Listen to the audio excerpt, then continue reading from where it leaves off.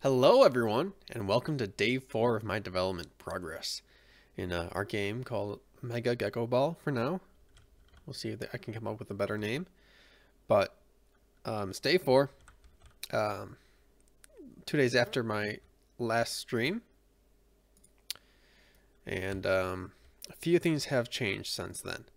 First of all, maybe the first thing you'll notice is our player now is transparent. I added a transparency material to our player. Let's see if we can find it. All this junk. Gecko Ball. Basically, I just wanted to be able to see through our character because that'll be good for while you're platforming and stuff like that. You'll be able to see where you're going underneath the ball. So I created a second debug material. So my original one is a solid one, like that. But now I've made a second one and I've defaulted to that. So whenever we create a new blueprint, we'll get this transparent one. Now, it was a little bit tricky to get everything working in here correctly. Let me show you what I mean by that. So let me open up the material editor for this. We've not seen this yet in these streams, but I've done a little bit of work in here before. This is my real first time actually using it though for a purpose. So what we have here in this texture sample is our debug test red green texture. So once that pops up here, it just takes a while to load. That is used as our color for the material, but there are some effects that can be applied to materials, such as the metallicness of it, and it shows how shiny it is and stuff like that. Then there's the roughness, how reflective it is to outside light sources. So a higher roughness, like 1, will completely diffuse light bouncing off of the material. And then 0 is like a mirror reflection, so it's like a perfect reflection of its surrounding lights and colors and stuff like that. There's things like emissive color, so if you want your material to give off a glow of a certain color, you could do that. And this is one I'm most importantly using is opacity, and that adds a translucency to the material. I have it at like 40% right now. I also was trying out refraction, but I disabled that for now because I was having problems with there's some texture clipping with materials. This is still not loading. I don't know why it doesn't load quickly. I don't know. It just doesn't work sometimes. Anyways, so that's like a modified version of our texture basically. Now what I needed to do was I needed to change the default blend mode of the material, which if you go over here, let me increase the size of this. This is like the main details for the texture, or the material rather. So there's different blend modes. The default one is opaque, and what opaque does is it just means that you can't see through it, of course. So opacity, the translucency of the material, cannot be changed now. There is no translucency at all. You can only change, certain properties of it, and some other stuff like this. I haven't really used like the subsurface. I don't even know when that is used because I changed it to translucent, but the tooltip says allows you to add color to your material to simulate shifts in color when light passes through the surface. And you would think, well, my material is translucent, so light is passing through the surface of my material. You think I'd be able to change the subsurface color of it, but that's not enabled. But we do get things like other things like the refraction enabled for this. I don't think it was, opaque disables refraction because you can't see through it, so it wouldn't make sense to bend the light from there. I was thinking about it. I'll do some off stream tests of refraction to see if it behaves. Now that I made some changes to it. You can also change things in here like the default or not the default, but the shading model. So, you know, unlit, default lit. So if you don't want the light to have an effect on your material, you use unlit. There's other different like presets, or I guess I would say presets. They're more like definitions of the shading models. And you have some control in there, I think. You can make the material two-sided. So this was kind of important for what I was doing, because if we look at this, you can see through it, and you can see the other like outside edge of our ball where that green meets the red right here, as you can on the front. But basically I was not able to do that before. Let me show you what just the sphere with the translucent texture was doing. So let's pick like Subsurf 2. So that's like the normal default opaque debug ball. So let's go to the translucent one, and you can see the difference between these two.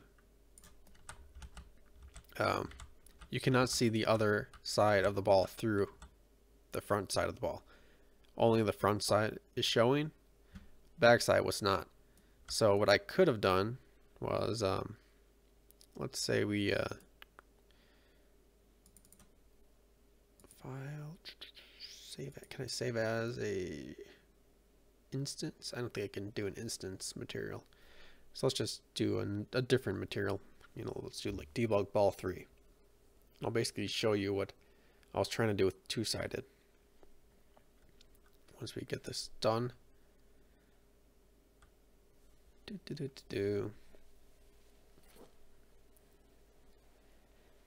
Ideally, I wanted to use two-sided, that two-sided option, because I want to see both sides of the ball when I'm looking through it, but it just was not working correctly.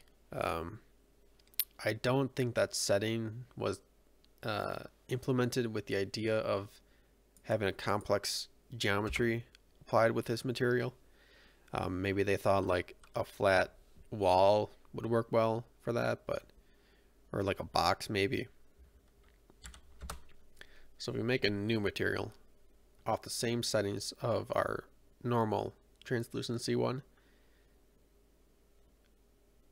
boy, this is taking forever.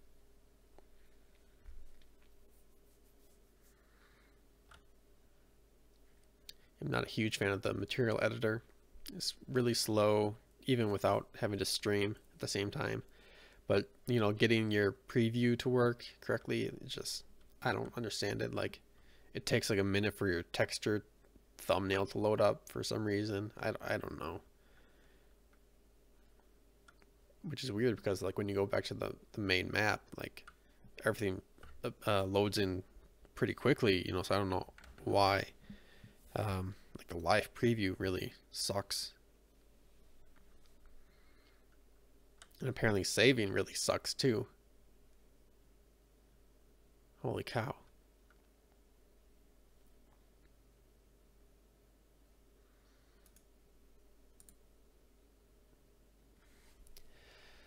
So how are you guys doing today? Hope everyone's doing okay. If you celebrate Christmas, it's coming up. Just like 4 more days. And I still need to go present shopping. I've done a little bit, but still not caught up with everything.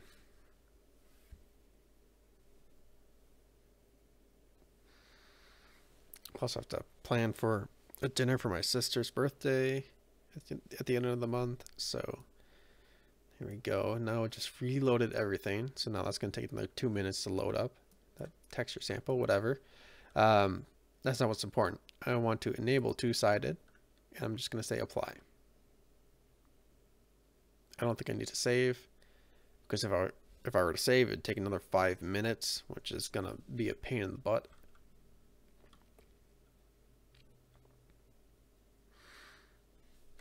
Another thing that I just did it this morning, and I kind of stopped because I wanted to make sure I streamed it, was I started doing some Foley sound work.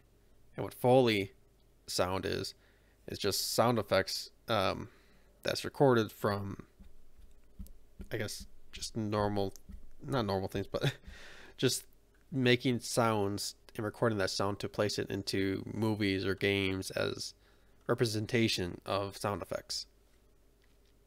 Okay, so now that's all loaded up. We go back to here, back to our materials, and so this is Debug Ball 2. That's what's on this one, but not two-sided. And then I go to Debug Ball 3, which is two-sided. So once that loads up, is it going to take a while to load up, I think. Once that loads up, we'll see kind of how it tries to do a two-sided approach. But there are some overlapping, I think, like light rays, like they don't know which surface to hit properly, so they flicker and stuff like that. The shaders are compiling, so this is just going to take forever, I think. Anyways, yeah, today I was doing some Foley work. Just 2 sound effects so far: an impact hit noise and a rolling noise. I put the impact noise in just to make sure that I can use the proper file extensions for this. I can actually generate a sound properly.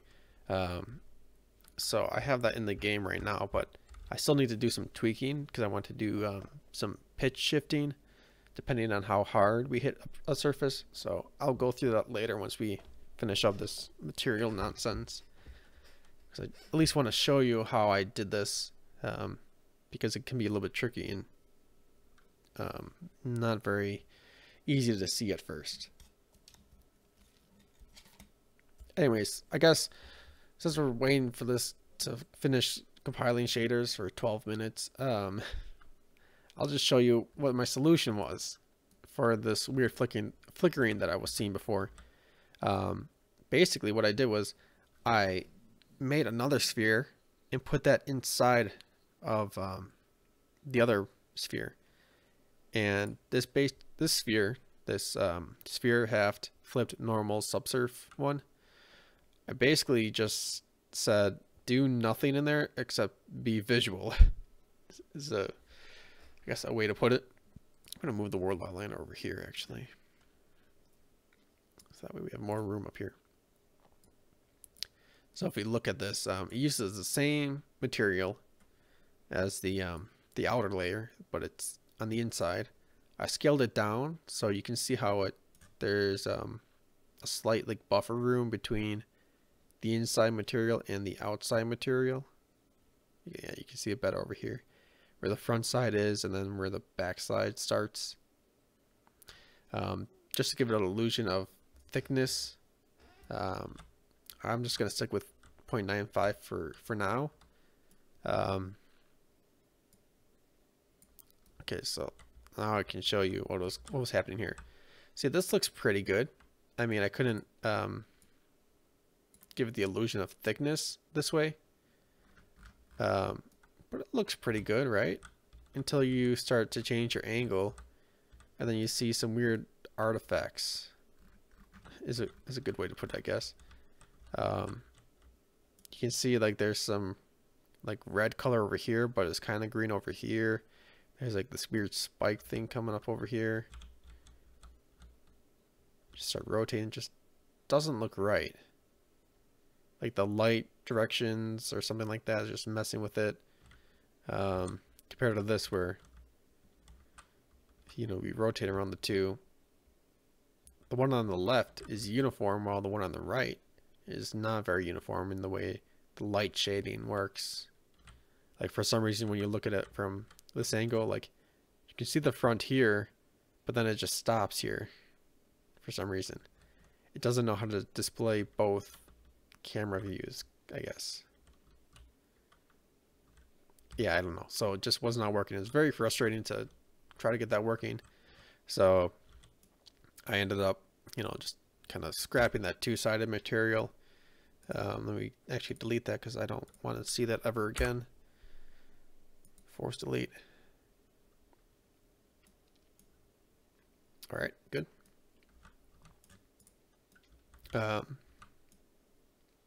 So this sphere halved flipped normals.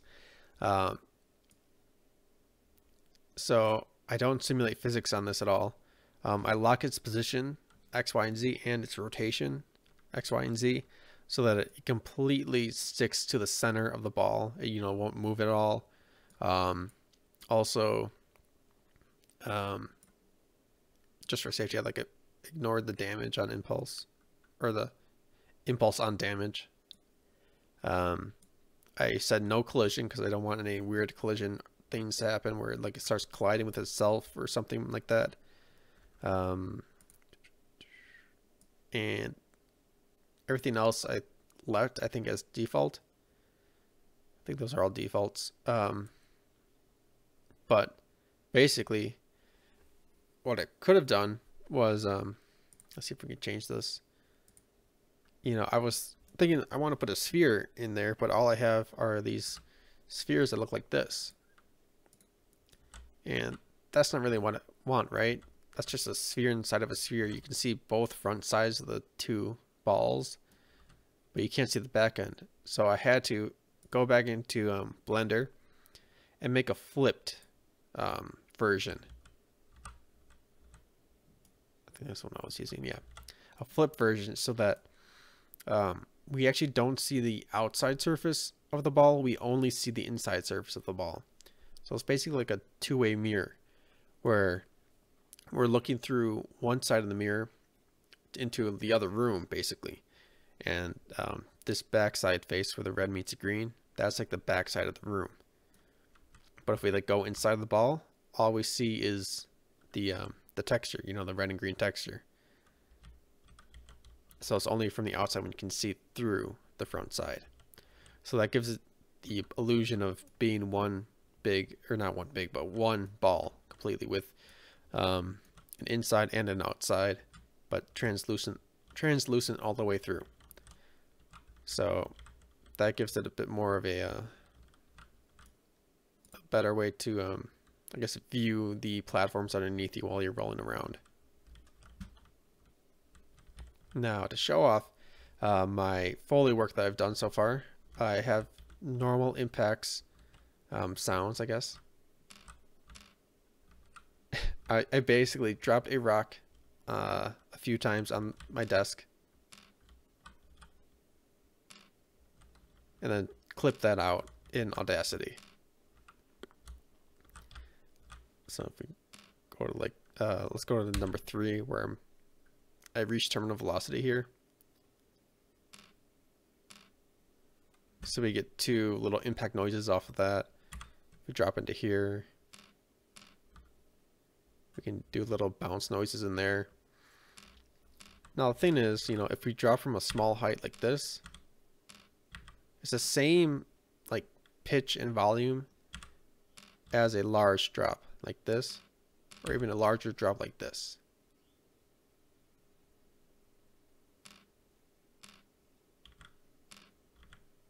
So that doesn't make any sense, right? Usually in the real world, larger hits are gonna make a louder sound, and they probably wouldn't make a noise like that on a curve. So I need to tweak the threshold for the impact, and I need to change the pitch and maybe the volume for impacts. Another thing I fixed that was really frustrating on day 3, which I didn't want to stream at all because it was really annoying actually, was if we look at these platforms in the editor, they're made up of individual blocks, my building blocks as I call them, and they each have individual collision.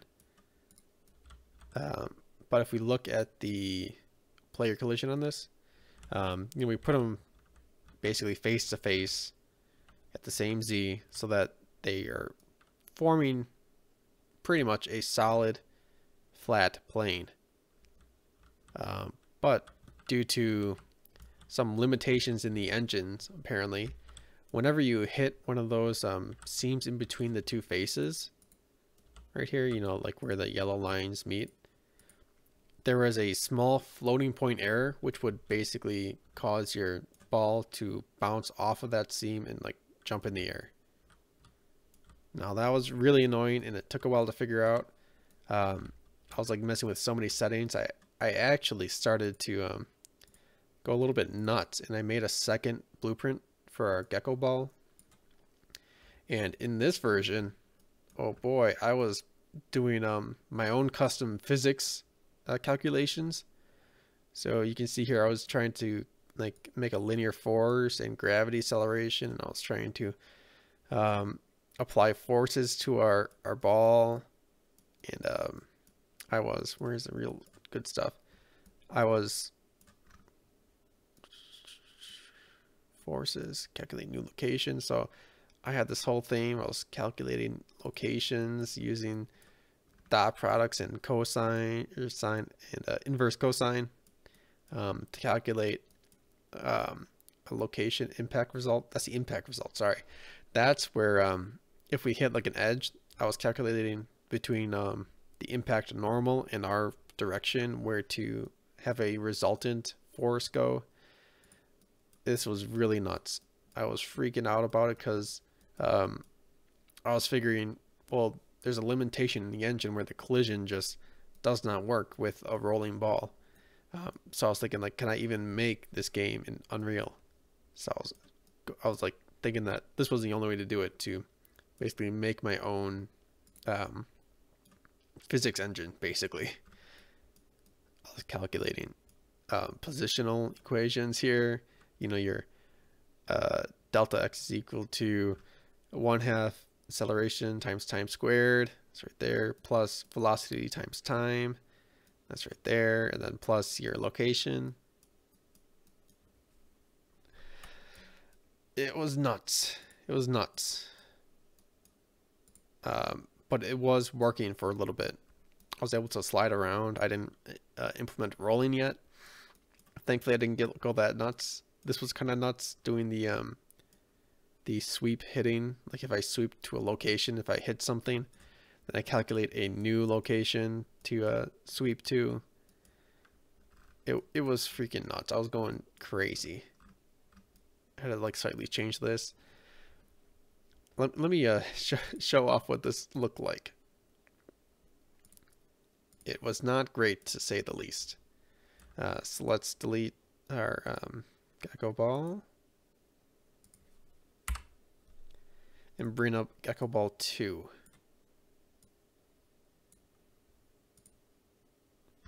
So I have a little arrow to showing where I input my forces, and already we're oh, hold on.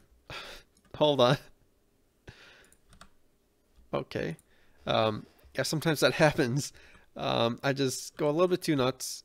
I apparently have to change the setting for the force. Let's bring that down to 0. Torque multiplier, that's not even used yet. Let's just decrease it. I don't think I haven't even implemented max velocity yet. So there's like basic rolling, except you kind of bounce off the ground a little bit. You like do like a little hopping. There is some bugs in the impact thing, and it's not great. I can't like roll up hills yet. I can't teleport. I thought I could teleport. That works. I thought I fixed that. I guess not. No, the teleporting is based off the level blueprint. So I had to do something special with the level blueprint. It was nuts. Freaking nuts. Thank God I don't have to do that, because I found the solution. I didn't find the solution, Google did. And some other people did. But I had the right hint. I was using the right setting. I just didn't put in the right numbers. So back to our normal ball, rolling, we're good. All right, to show you how to avoid the nasties, as I would like to call them, the nasty seam collisions, fake collisions, we go to the project settings, and in physics, there's this two values called min contact offset and max contact offset. And I may have changed this one too. Contact offset multiplier. It may have been 0.2 or maybe 0.02. I don't remember. But these, let's just write these down so I don't forget. Contact 1.0, no wait, 0.01, 0.01 to 0.05. The defaults are 2.0 and 8. 8.0. So those are the defaults. Let's see what that looks like. So now we go back to that platform that was made up of individual blocks, and I just rolled off because I was not paying attention. So we're rolling, and then we hit these seams in the air, and we get sent flying basically. Oh, my camera is not in the right position. I just want to show this off. See, it just like launches you, even though it's a flat surface. So if you're ever making like a rolling game and you have some weird collisions going on, try changing those settings. The min and max contact offset. I have no idea what they do. The tooltips provide no information. This provides some information. When creating a physics shape, we look at its bounding volume and multiply its minimum value by this multiplier. So I don't know what it means by minimum value. A bigger number will generate contact points earlier, which can result in higher stability at the cost of performance. So I think it's just talking about the size, just the general size of an object. So if, for example, if something's coming to a very sharp point, I guess it determines at which point on that point to start generating collision points. Because if it's like very fine, you can rest on the tip. But if it's like too fine, then you have to like, how small do you go into this tip? You know, like, micrometers or something like that, nanometers. Anyways, I have no idea what the offset does though. The contact offset. I'm assuming it just reduces how much is needed. I don't even know. The way I was going to explain it doesn't make sense, so I won't even try. It works though. So I go full bore on this, and we didn't move at all. At least vertically. This was a real pain in the ass. I was spending like 6 hours yesterday trying to figure this out. And then I think just this morning, I finally just did some more Google searching and found the answer. Holy cow. Whew.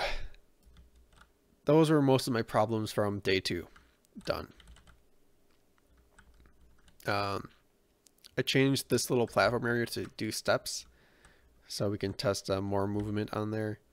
I don't remember if there's any other movement stuff I modified. We don't need Gecko Ball 2, we need Gecko Ball 1. I don't think I did. This looks all, I think, normal.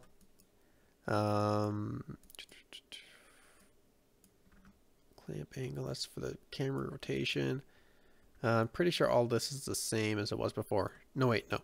I did modify these values a bit for the automatic stopping. So it stops earlier. It stops at 80, but has a higher threshold.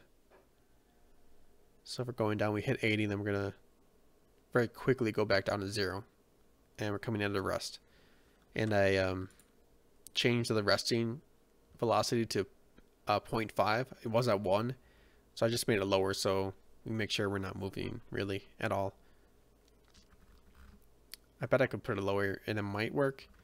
But I don't have a lot of confidence in what is it? Wait. Set physics linear velocity. So that this should be used cautiously. It may be better to use add force or add impulse. So I think it's not very accurate in the way that it sets the velocity. So, and this was kind of apparent when I was doing my testing before I did this control loop, where I went, if it were less than like 40 centimeters per second, just go to 0 immediately. and it wouldn't go to 0. It would go to like 0.4 or something like that. So I don't think it's very accurate. Or it was like taking a lot of momentum into account or something like that. Let's test this out actually. What if we do go to like 0.1? Will it quickly go down? I didn't really do any further testing on this.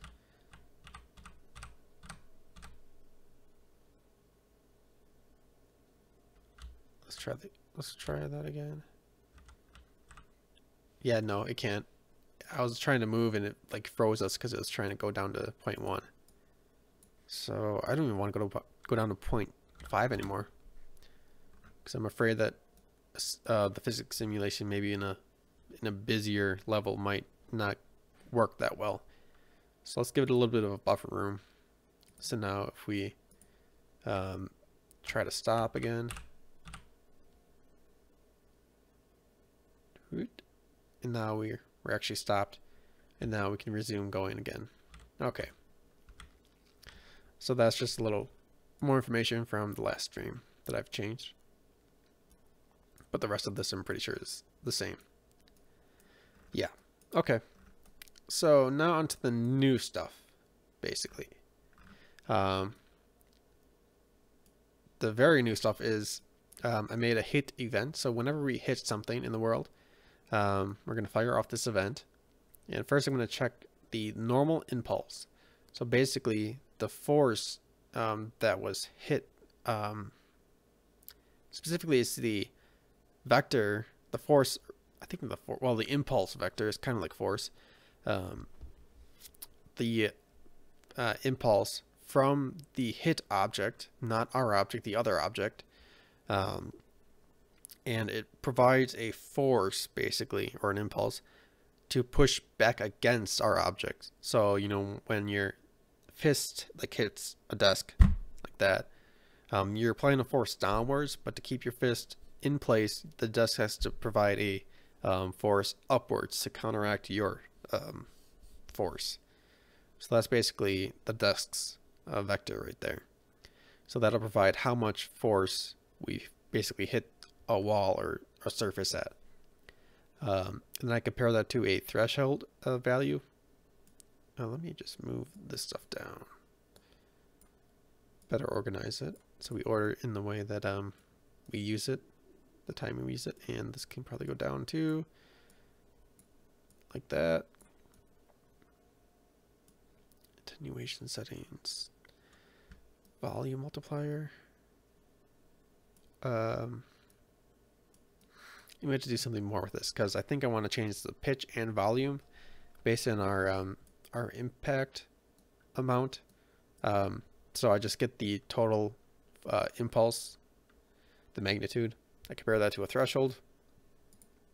I have that default to 200,000, which I feel like is a lot, but apparently the impulse is like in a, I don't know, well, because we're coming to like in a very immediate stop, so I think the force per time, I think that's the unit of impulse is like force per time or force over time, because you know we stop, you know, within like a couple milliseconds basically. Since we're stopping so quickly, there's a lot of force to stop you within that time, so the impact can be pretty high.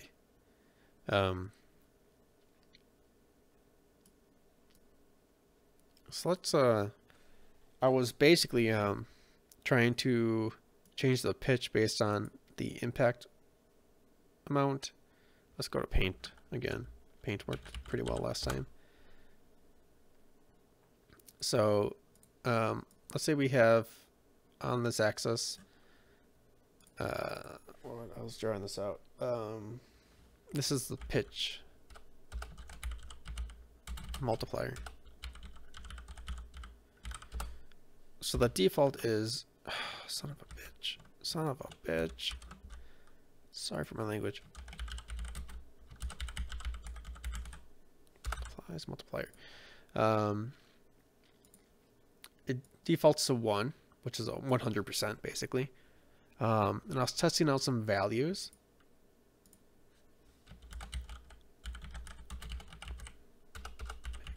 Dude. And the lowest I'd want to go to is 0.75. 75% basically. And then the highest I would want to go to is 1.25 or 125%. Keep pressing enter. So basically I wanted to scale the pitch along the magnitude. So since my default threshold right now is 200,000, let's put a comma in there so I can read that.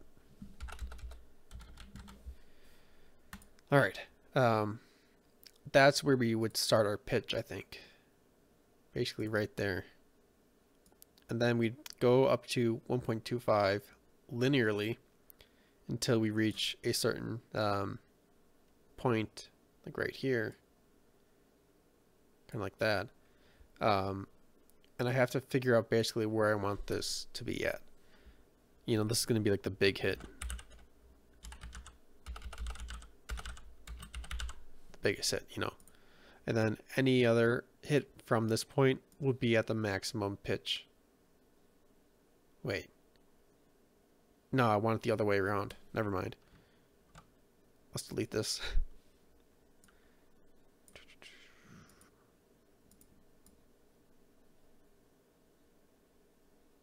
Right. So the other way around. I want a higher pitch, which means that, well, higher pitch noise. And go down to a low sound for the biggest hit, like a boom. It's like that. So then any hit above the biggest hit threshold will be at that low volume or low pitch. And we're actually, you know, we're not going to do the same here because this is our threshold actually. So we have no pitch below this. So I figured out my two pitch values I want. I just have to figure this one out. And basically I need to say if we're between this and this, then calculate a line based on these four values. Otherwise, if we're bigger than the biggest hit threshold, just do pitches this. So let's put that in here. So we'll just break this off for now. And we'll need a branch. So let's put this in between here.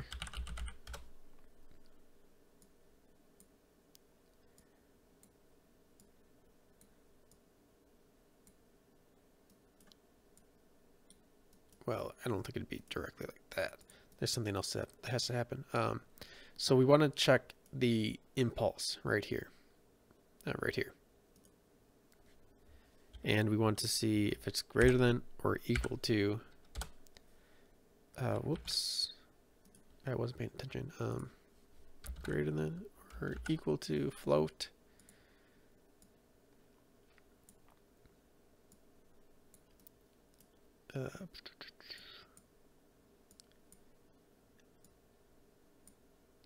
And we'll basically copy paste this. No, wait, we don't want that. What am I talking about? I'm going to promote this variable. And we will name it. How about big impact threshold? Impact sound threshold.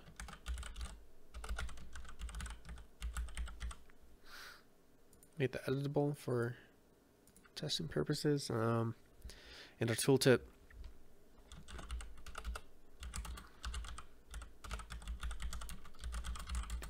Loudest and lowest pitch sound effect for impacts. Did I already say impacts? No. Okay. Compile that. Let's just put it at like 300,000. Because we have our normal threshold at 200,000. I'm going to move these over here. So if we are bigger than our big impact, then we do the lowest, which I'm actually going to, right here, I'm going to separate these out. I need to change this basically. So I have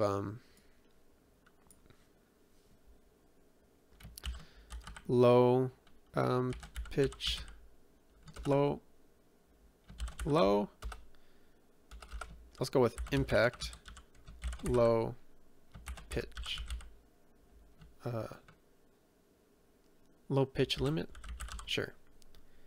Float that the lower pitch limit for harder impacts.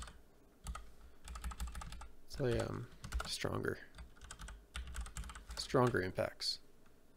Okay. And let's put a limit on this actually, so we don't go lower than 0. And then we'll make another one, another float. Is there a good way to sort variables? That would be awesome. So the opposite, impact high pitch. So go into here, I'm going to copy the tooltip. And for this, editable, float, and tooltip. Again, let's put a limit on the slider.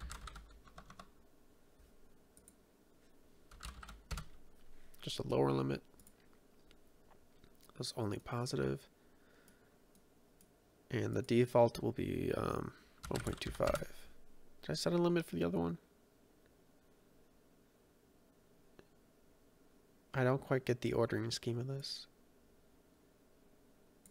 Yes, there we go. That looks good. No, I did not. Let's put this at 0.75. And let's put a getter for that here. High and low. So those are our two limits. Then we have 2 thresholds.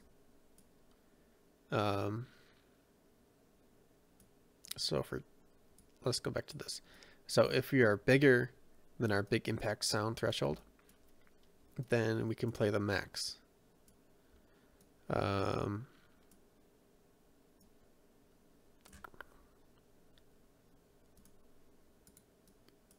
tempted to make another variable.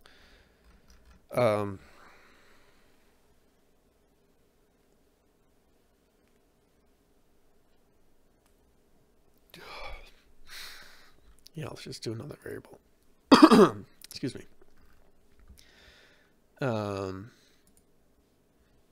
Let's call it impact pitch. That's private, float, pitch to be used for the impact sound effect.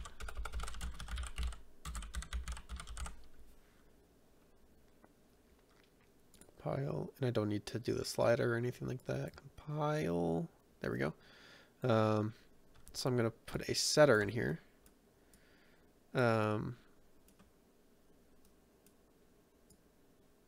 So if we are bigger than our threshold, then we're going to set it to our low pitch. Otherwise, we need to do another setter. Here, we're going to set it to the different one. But we just need to calculate that. And for some reason, I forgot to do the equation for point between 2 lines.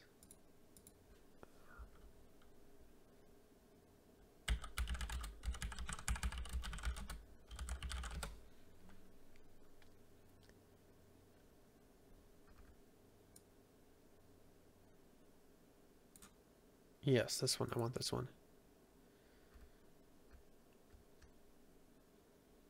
Right. No, I don't need this one. I don't know. Let's do the y equals mx plus b. It's coming back to me now. Right, y equals mx plus b. That guy.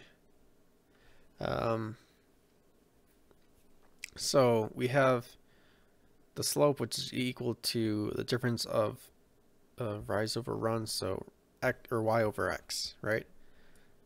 So we go back to here, rise over run.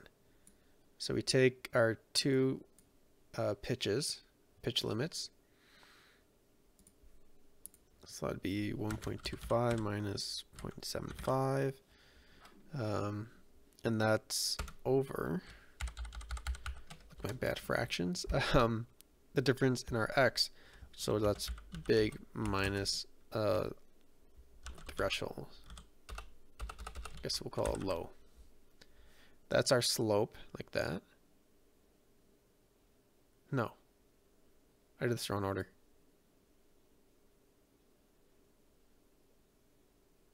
Yeah, because big does not correspond to 1.25, it corresponds to 0.75, and low corresponds to 1.25. So it's the second point minus the first point. So that equals, it's going to be negative 0.5 divided by, in our case, it's going to be 100,000. That's our slope for that. And our b, that's the slope for our b, or our y-intercept. So we need to calculate that.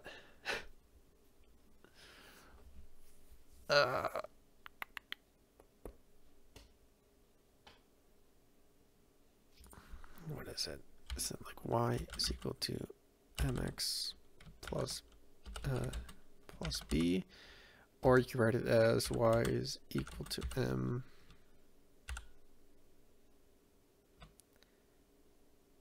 x minus 200,000. Is that right? You know, so if we put in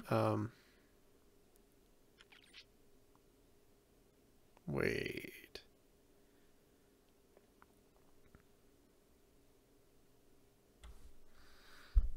Right, plus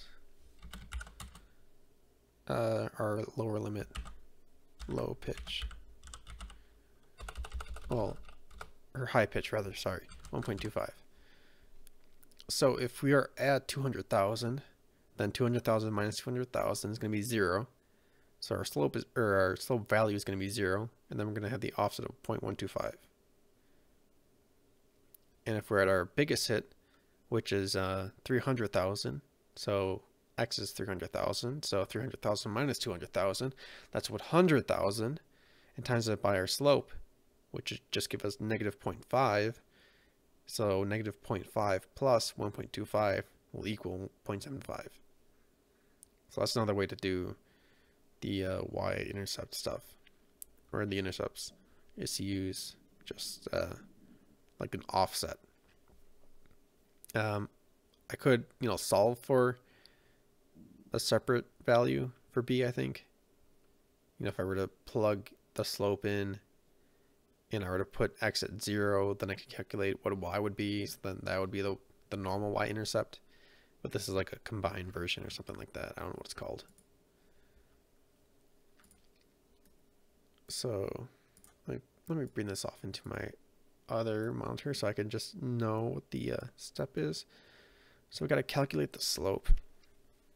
All right, so our pitch is equal to our slope, which is it needs to be a subtraction then divide. So we're working backwards. So use divide, float by float, and then this needs to be our change in x. No, change in y, which is a lower pitch minus the upper pitch. So minus lower pitch minus the higher pitch. And then our thresholds need to be calculated. So that's big minus little.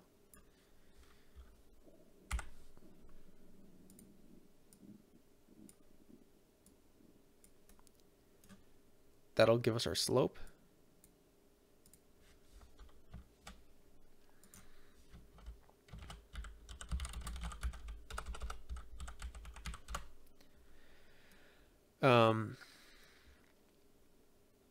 And then we need to add onto here, or wait, that's just slope. I should just disconnect this so I'm not confusing anything. Oh, we need to multiply this by our x value, which is the impulse. But we first need to do a subtraction with this, because we need to offset our threshold. So we take our magnitude, our impulse magnitude, minus the lower threshold. So that'll give us our x offset. So once we multiply that, we get our slope times x, and then our intercept, quote unquote, is going to be a plus. And we're going to add onto that the higher pitch. Wow. That was more confusing than I would have hoped.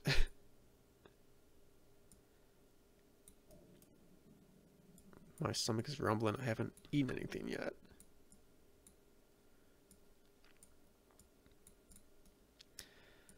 All right. So we have two values we'll set. So it's either going to be, again, just to remind you, it's either going to be this for bigger than our biggest hit or the slope. So biggest hit or slope, we'll add on to that. That should be good. That's a freaking mess. I think maybe I can figure that out some other time. Then they'll both go into here. So once we set our impact pitch, then we can just grab the impact pitch right here, hook it in, straighten it out. There we go.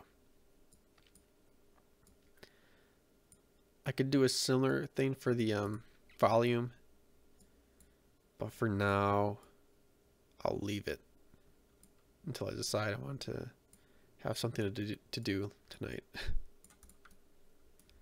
But I could probably do that off stream, because I do something similar to this where I draw some kind of line where I want the volume to be. It's a lot of just tinkering with the in-game editor to see which values are good. Which I do need to do for the big impact. And I actually want to debug this so that if we have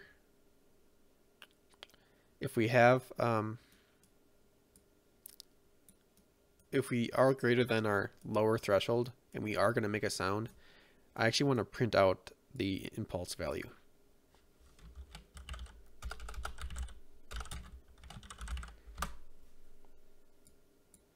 So we're just going to do that before we start doing our pitch calculations. And we're going to form this from our float, build string float. We have our float, pen to impact impulse.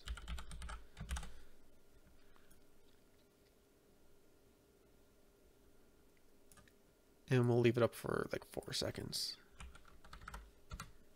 And we'll color it orange. It's not very orangey. What?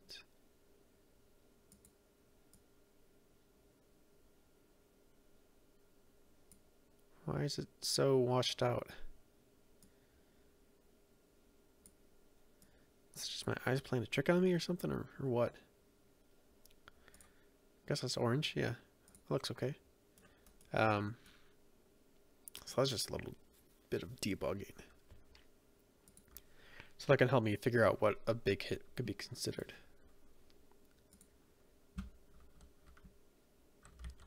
So we just hit this wall. That was 1,000,000. This was 1,000,000. 500,000. Oh my god. 300,000 is not enough. That was kind of funny though.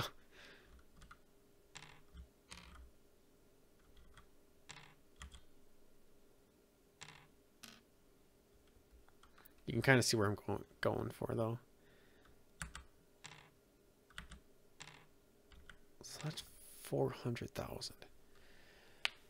Holy cow. All right. And like terminal velocity is 1.8 million. Holy cow. So let's change that value. Let's do 1,000,000.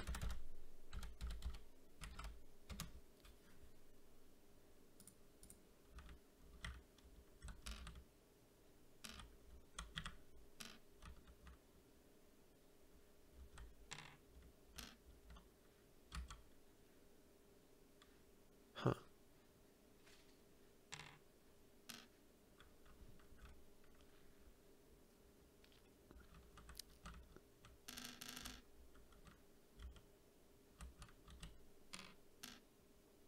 It's not quite how I would have wanted it to go.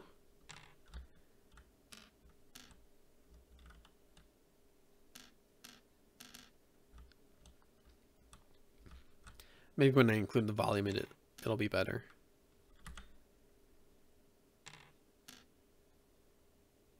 Because if that was like a lot quieter, that second one, that would be okay, I think.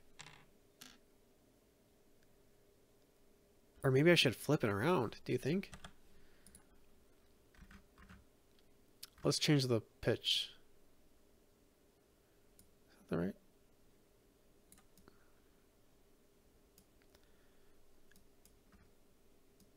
So let's use a higher pitch for that. Low is now, so low is now used here. And we gotta flip this right here. That seems right. So now it's high minus low. Hold on. Yes, because before we're doing low minus high. So now it's high minus low. So that'll flip the orientation of our slope. So now instead of decreasing, we're going to be increasing across impulse. Then I changed my intercept so that we are now intercepting at 0.75, our low value.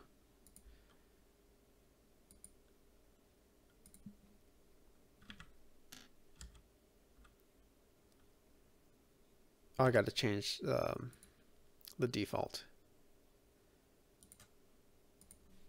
Let's go back to 1,000,000. That's 1,000,000, yep.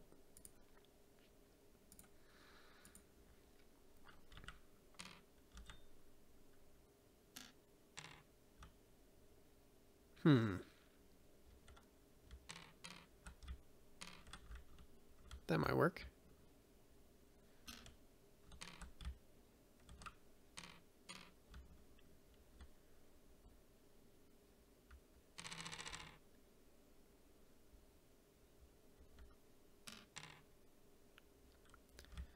I do think I want to, depending on how curves are handled for impulse wise, I may want to change the lower threshold to maybe like 300,000. Because if I do that,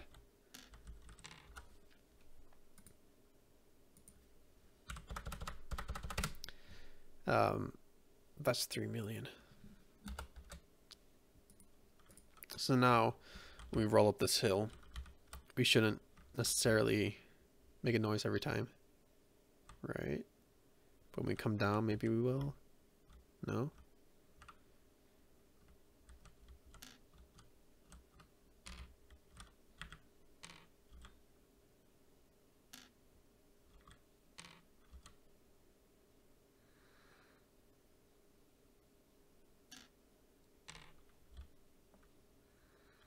I think 300,000, or yeah, 300,000 might be a good one.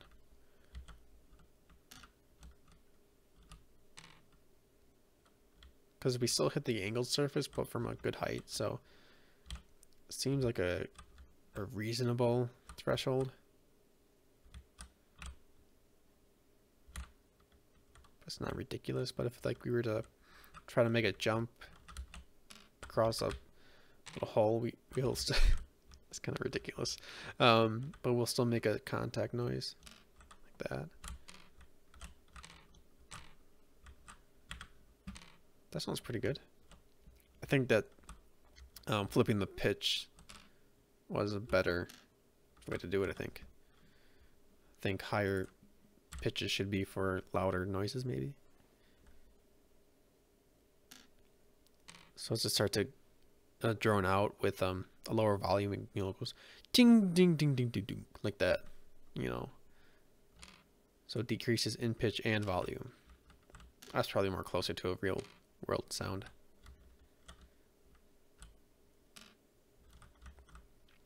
But again, like at terminal velocity, we only bounce like twice, which seems a little odd. I could probably fiddle with the physics for bounciness and stuff like that. There's a couple of the settings I can change, but for now, our purpose is pretty good. Yeah, I'm gonna change that to 300,000. I like that better. And off stream, I'll mess with the volume, so hopefully it makes a bit more sense. And I'll be sure to have a volume multipliers for setting that in game, so that there'll be like an options menu for audio, so that you can decrease the sound effects or turn them off completely. If you're not into that, then there'll be a slider for music. And should we do voiceover in this game? No, I don't think so. Anyways, that is my impact noises. Now I want to do a rolling noise, and I wasn't quite sure how to do this. Basically, the only way I thought of a way to do it is if we have a hit event, which is pretty much all the time. When you're rolling on the ground, you have hit events, but the impulses are really low, because you're still being pushed down from gravity. So you still have that impulse. Also, I think rolling just generates some more impulse. So what we're going to do is I'm going to use this branch so that when we are greater than our impact noise, we're going to make an impact noise. Otherwise, if we are lower than our impact threshold, but we are still hitting a surface, then that means we're probably rolling on the ground. So I want to use our velocity and magnitude to determine our pitch of our rolling noise. I'm not sure about volume, but we'll do something similar to this, I think. Or maybe it might be a different curve or something like that. I'll figure something out, I think. But I want to show you basically how I do this. So if we're contacting, then we probably want to do a what's it called? Do I have it in here? I don't know if I even have it in here. Let's go to our sounds, rolling. Yes. So I made this thing called an Euler's disc spinning on flat paper. So I took this thing called an Euler's disc. Euler as in the mathematician, spelled E-U-L-E-R. It's a weird name, but it's basically a metal disc, a solid metal disc, basically a metal billet. I think it's like aluminum or something, but it's got a really a very fine surface on the bottom, is very smooth. You know, hardly any roughness as far as aluminum goes, I guess, if this is even aluminum, but it's about like half an inch thick, I would say. So it's quite heavy. And it's got a rounded beveled edge so that when you spin it like a coin on a table, it basically spins for a very long time, like this.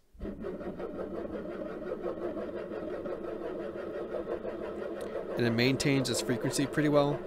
If I just push it down a little bit, the frequency increases.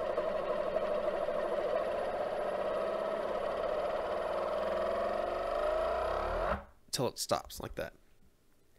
So I did that on many different surfaces. I think we're going to do an intermission today so I can go eat lunch. And during that intermission, I'll play the recordings of my Foley work, just so you can see kind of different surfaces I've done.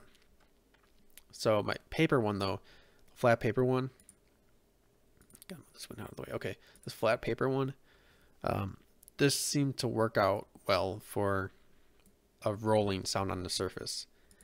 So I'm gonna pick that. SE sound effect, Euler's disc rather. And then I need to do something with the concurrency thing, I think, so that we don't play if we are already playing the sound, right? We don't want to do multiple rolling noises over each other.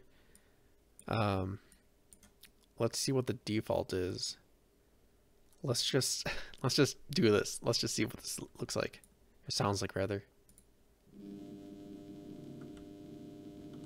So obviously is playing like as soon as the hit event comes in, which is every tick, I think, basically, which is overlapping the sounds. So we need to make, I don't know, promote variable, new variable. What is this? Sound concurrency.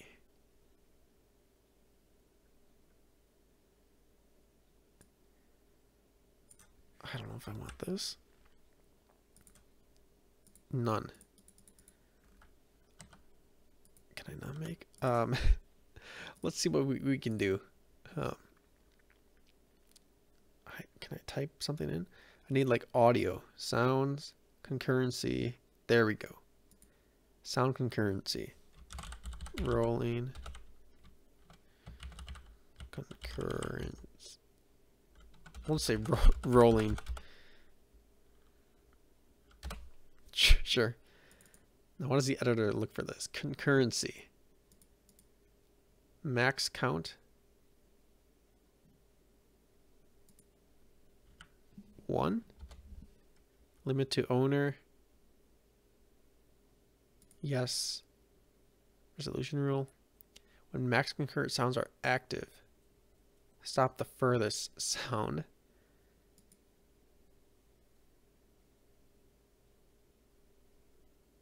Stop, prevent new. How about that? Volume scale, save that. Maybe this, I'm in uncharted territory, guys. I have not looked up a tutorial for this. So I set that to 1 max count so we can only have 1 rolling noise at a time. And if we are in a rolling noise, then do not do a new one yet. And limit to the owner, I guess. So I guess that works.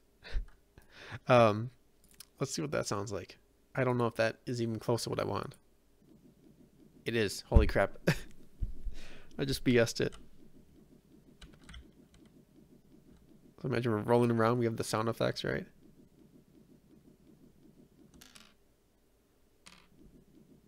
Hey, that works okay. I just need to figure out how I want to do this. So we have self. We can get the ball. Get root ball.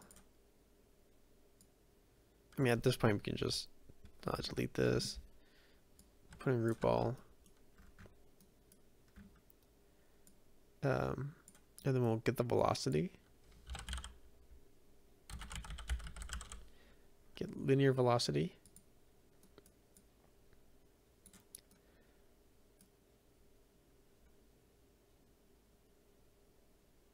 I wonder if we can include the angular torque or angular velocity as well. I wonder how that might work. So before we play the song, get the velocity, and then do something similar to what we've done before, where we just do a length, vector length, so we get the magnitude of the vector. Scale this out.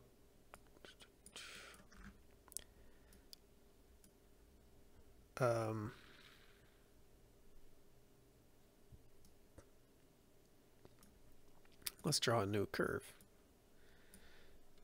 because I don't know how to do it any other way. Save. So that's our velocity. This is going to be our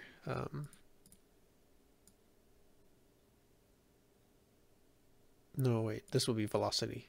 Next is velocity. Let's write this out. This is volume. Yeah, you know, we're gonna put a max at 1, basically, maybe. This will just be a max. How about that, max?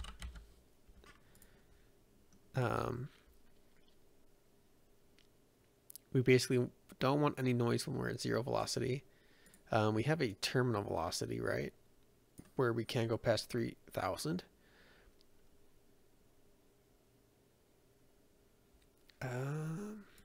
Should we draw?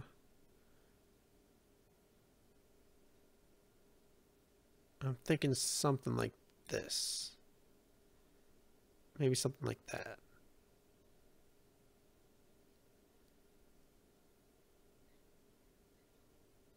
Something like that.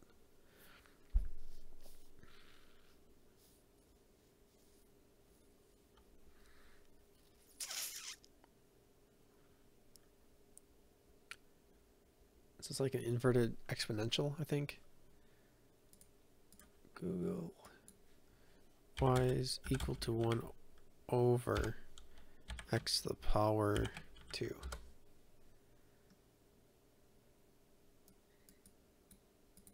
Sort of.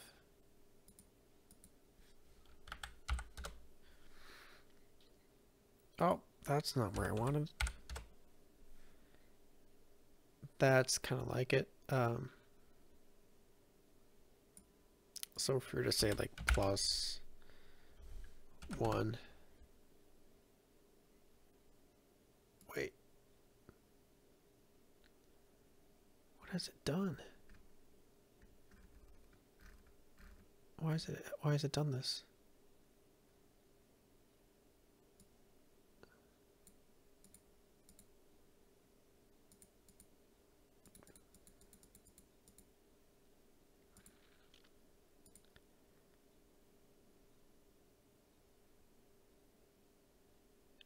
And okay, Google, please. Just let me click on vertical. Oh my god.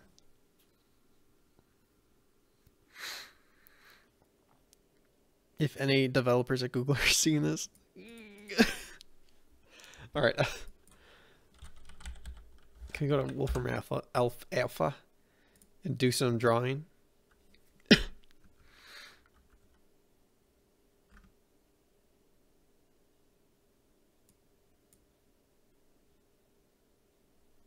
I don't know. Can we draw stuff? Let's just go back and let's just try y is equal to negative 1 over x to the power 2. Is it going to draw it out? Yes, it is. Plus 1. So we have. That looks good. So it's 0 at 1. It's going to be negative 1 plus 1. Wait, what?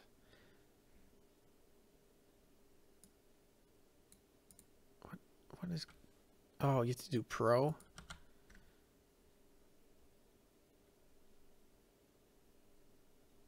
Oh, that looks right. So if we're to do an offset for X, you know, minus like 1,000, what is it, 3,000? Wait, that's not right, right?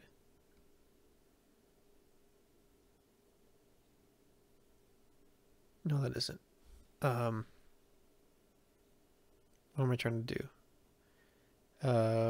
When X is 1, wait. When X is towards infinity, can't really control it, can we?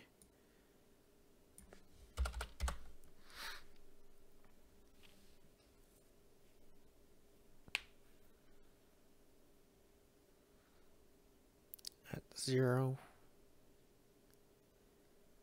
let me curve up towards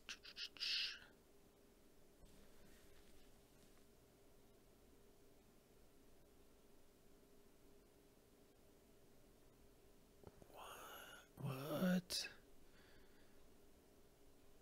Negative. What? Am I just stupid?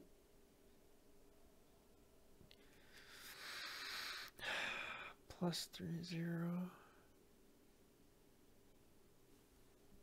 I don't know what I'm doing. I don't know. I don't know how to put the point. Well, right now we're basically, what are we drawing? We're drawing more like this. You know, where this is, that's 1. And like, you know, this will be 0, 1.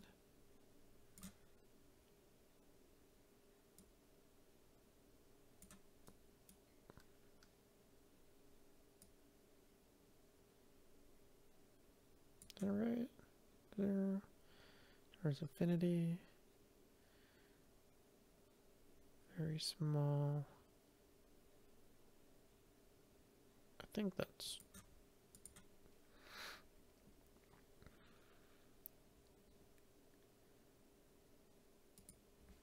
What does plus 1 look like?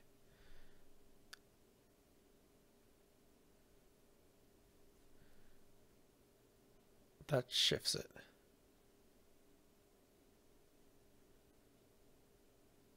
But we still want it to be centered around 0. We just want to scale it up. So that's where we put in like 0.5. Let's try that. So that will level it out a bit. So if we do that like 0, 0, 1. Is this making sense? Yes, it's starting to make sense, I think. Yeah, it's gonna tell me to go suck up what? I'll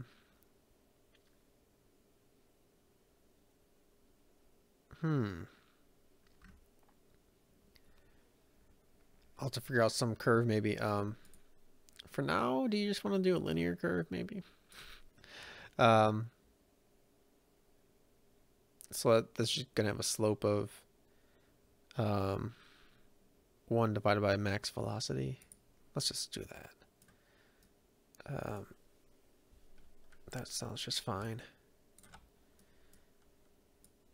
What was it? 1 over max velocity divide.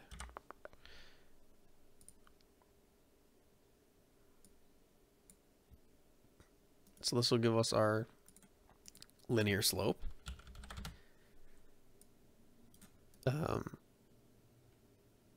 And then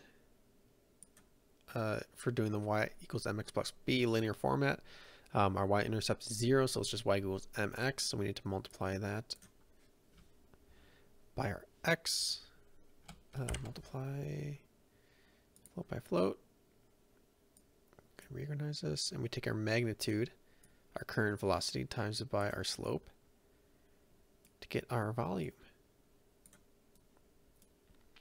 And pitch should we do?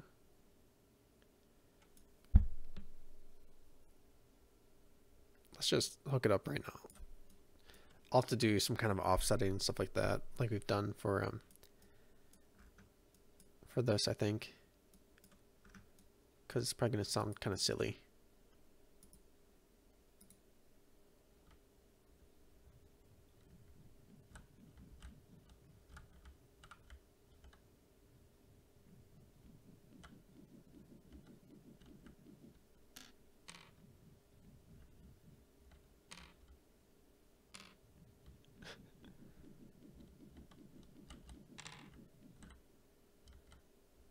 Hey, this is starting to come together.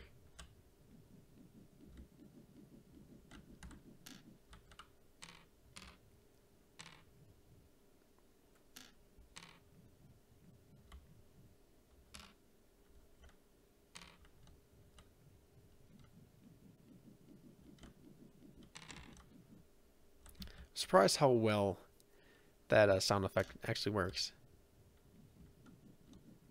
For me just messing around this morning.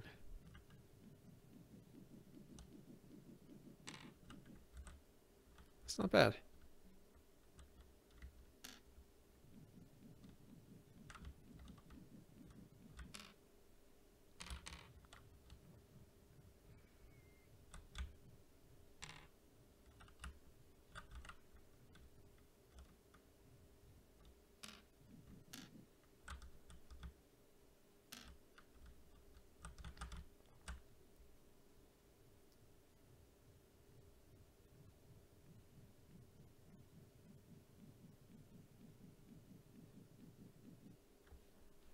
It's not bad. I may end up getting a different audio loop for this, just to make sure that it's kind of clean and it loops well enough. I'll have to make sure that there's no like recording artifacts, like noise from my, my like air vents or anything like that. Want it to be clean, and I don't have like a recording studio, so it'll be what I can do with what I've got. That's not too bad. So let me actually go make some lunch, and I think when I come back, what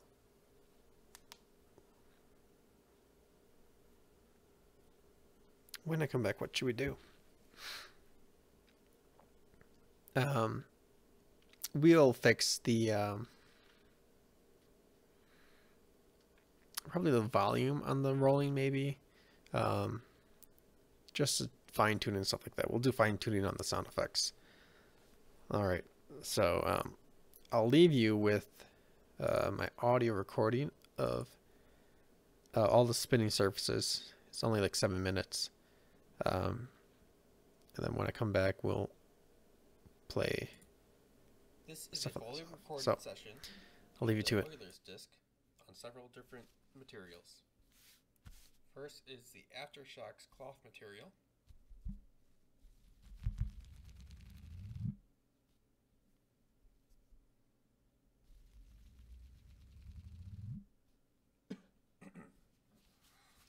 Next, excuse me. Next is the Cognex mouse pad.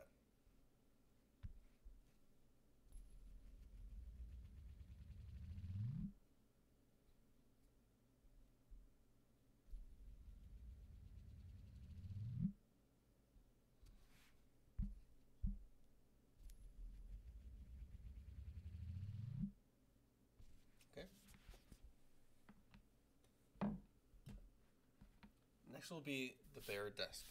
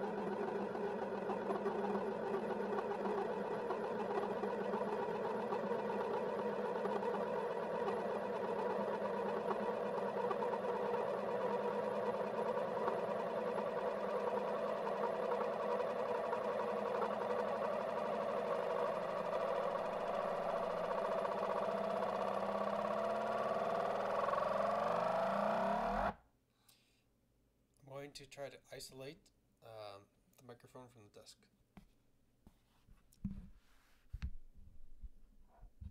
Testing isolation now.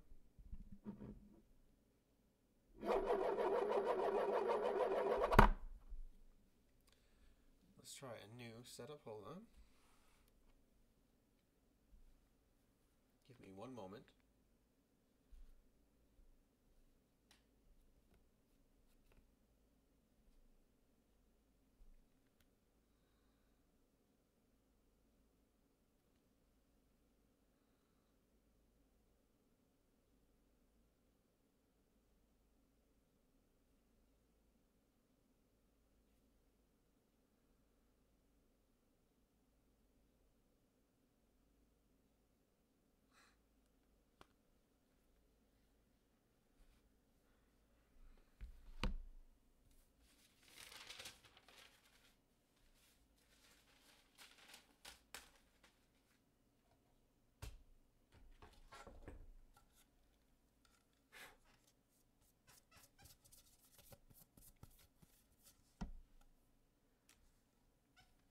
Stopping recording. We've resumed recording now. Let's check if this isolated desk partition will work for isolating any vibrations from the mic stand.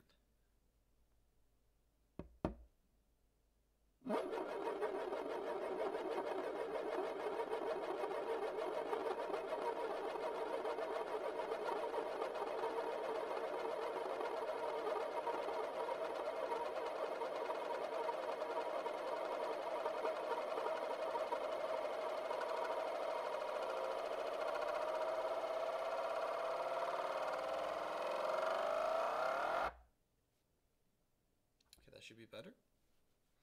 That was Boiler's disk on the empty desk, or the bare desk. Now I'll use the curved mirror that came with Euler's disk.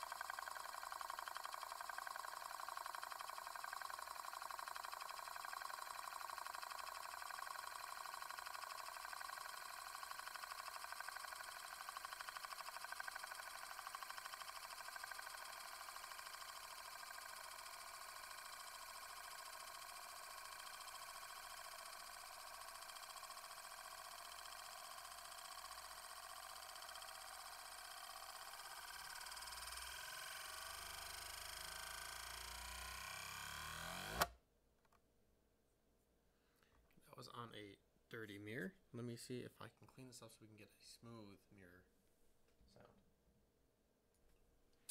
The cleaned mirror did not work, so we're going to skip that. What we're going to try to do now is Euler's disk on several sheets of paper.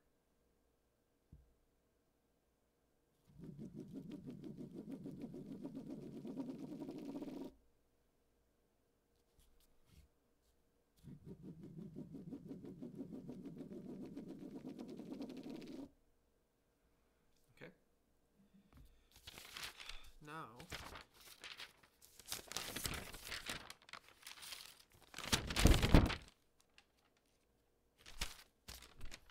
I'll try to crumple up a piece of paper to give it more oomph.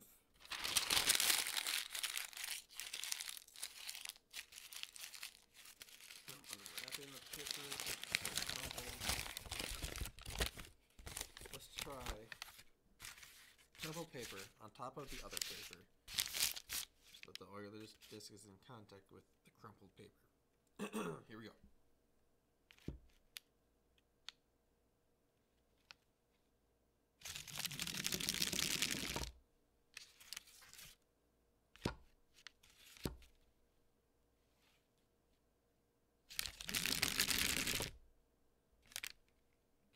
Okay, now we'll try to put the crumpled paper underneath one sheet of paper to give it a little bit of a barrier between crumpled paper and the oiler's disc.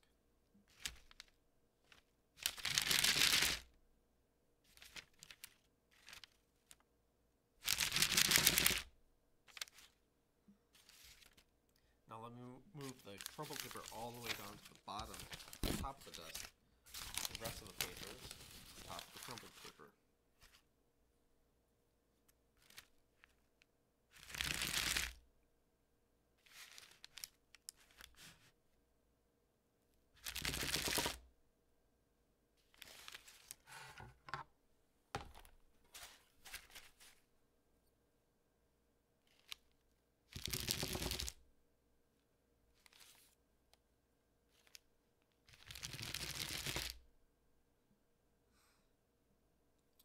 Let me see if I can try to do this on a plastic CD case, not the hard plastic, one of those flimsy soft plastics that comes with like the copy 10 CDs.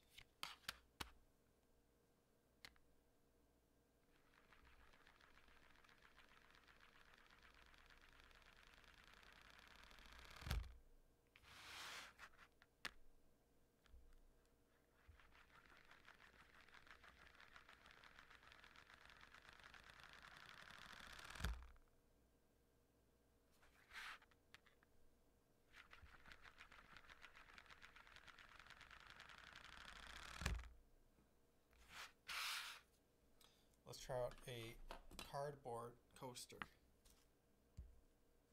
as in a drink coaster.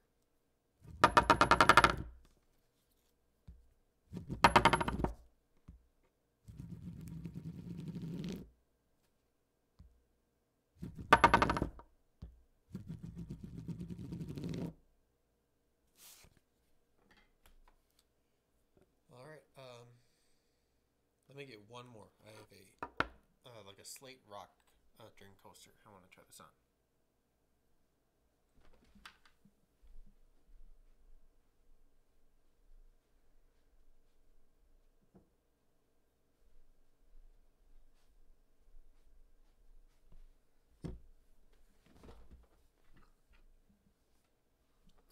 Alright, here we go.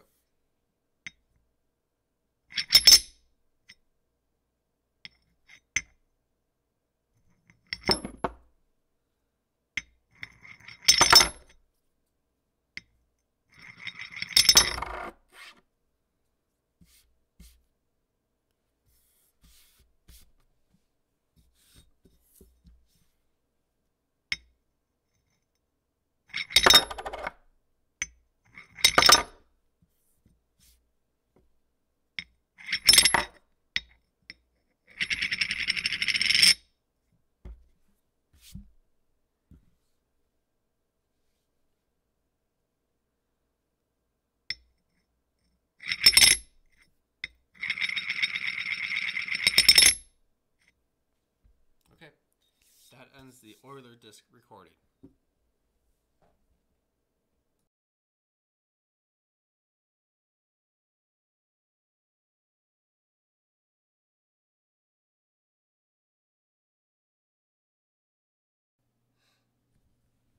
Foley recording for rocks on table. We have 12 rocks today. We'll be just gently laying down the rocks on my desk. Alright, so up first is rock number 1.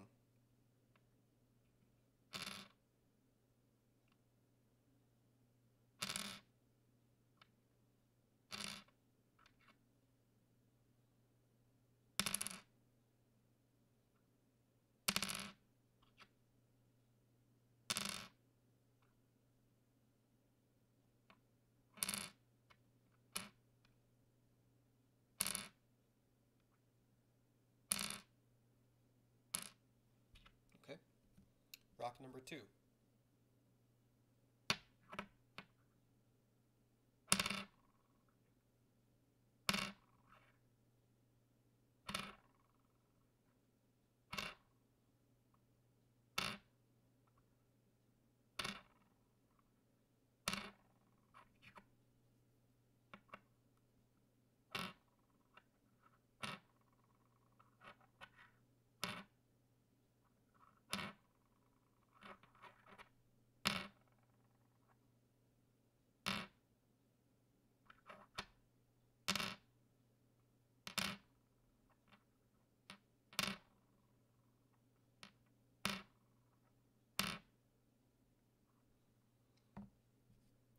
Rock number 3.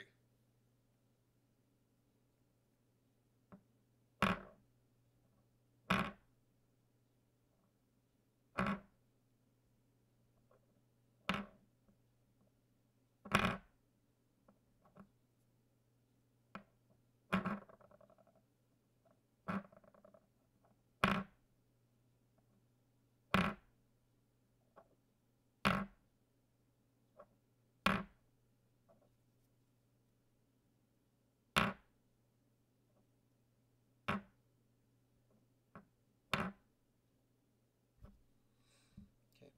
Rock number 4.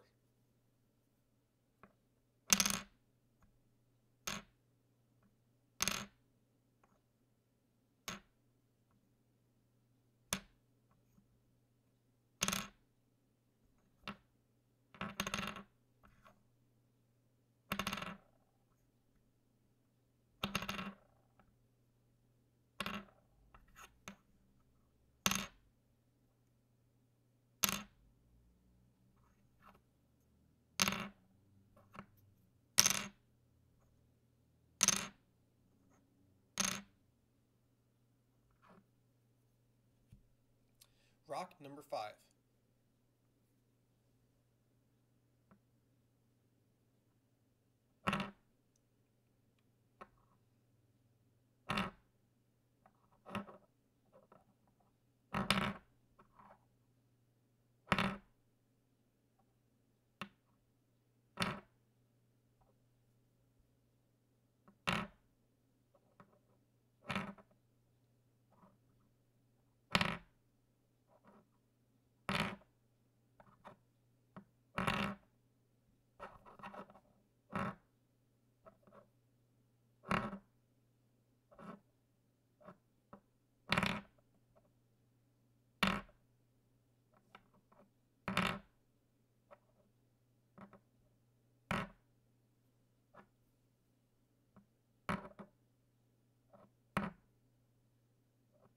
Okay.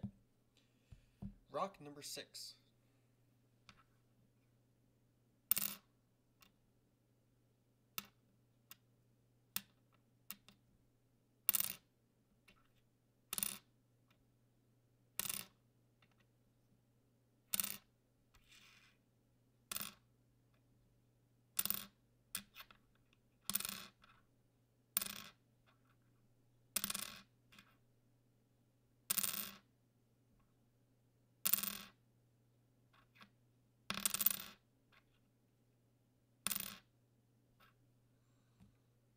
Rock number 7.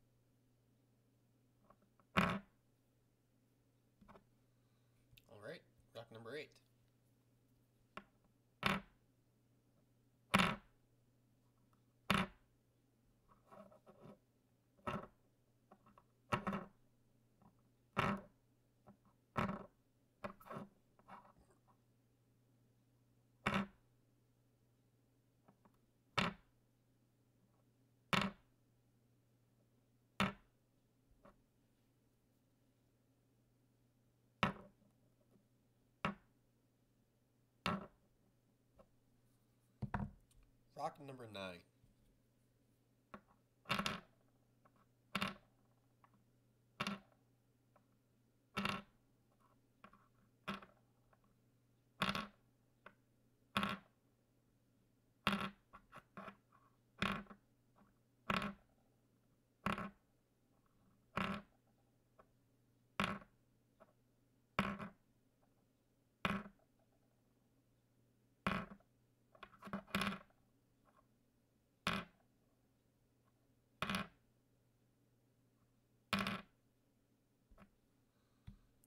Rock number 10.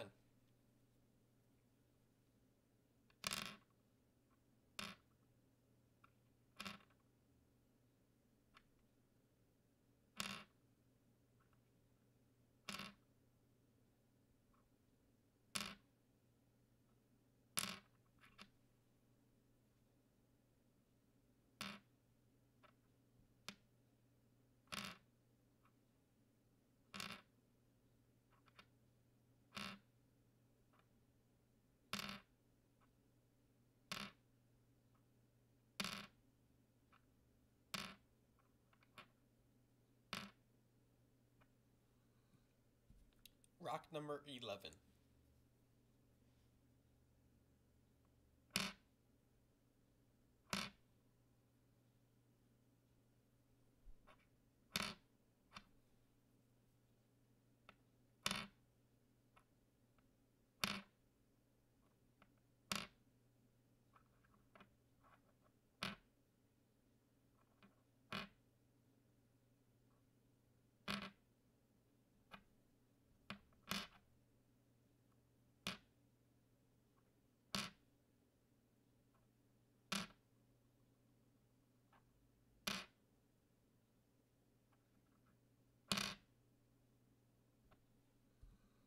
Finally, rock number 12.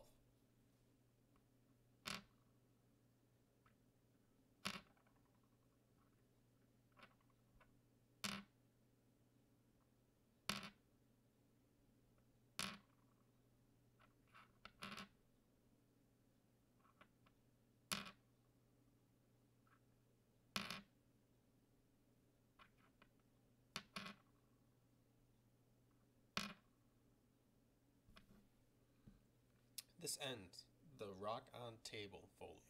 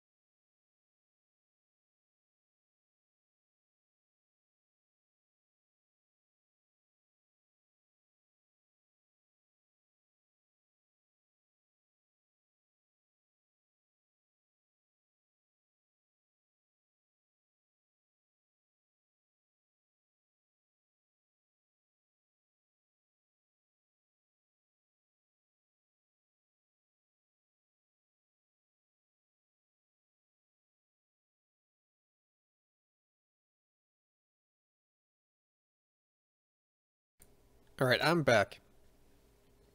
Finish eating. I'll be good to go for another hour or so before we should end this. But I want to show off how I got that rolling noise with the Euler's disc on spinning. Euler's disc spinning on flat paper. Oh, God damn, on flat paper. So I just clipped 2 versions of it. Not 2 versions, but the 2 instances that I did it in.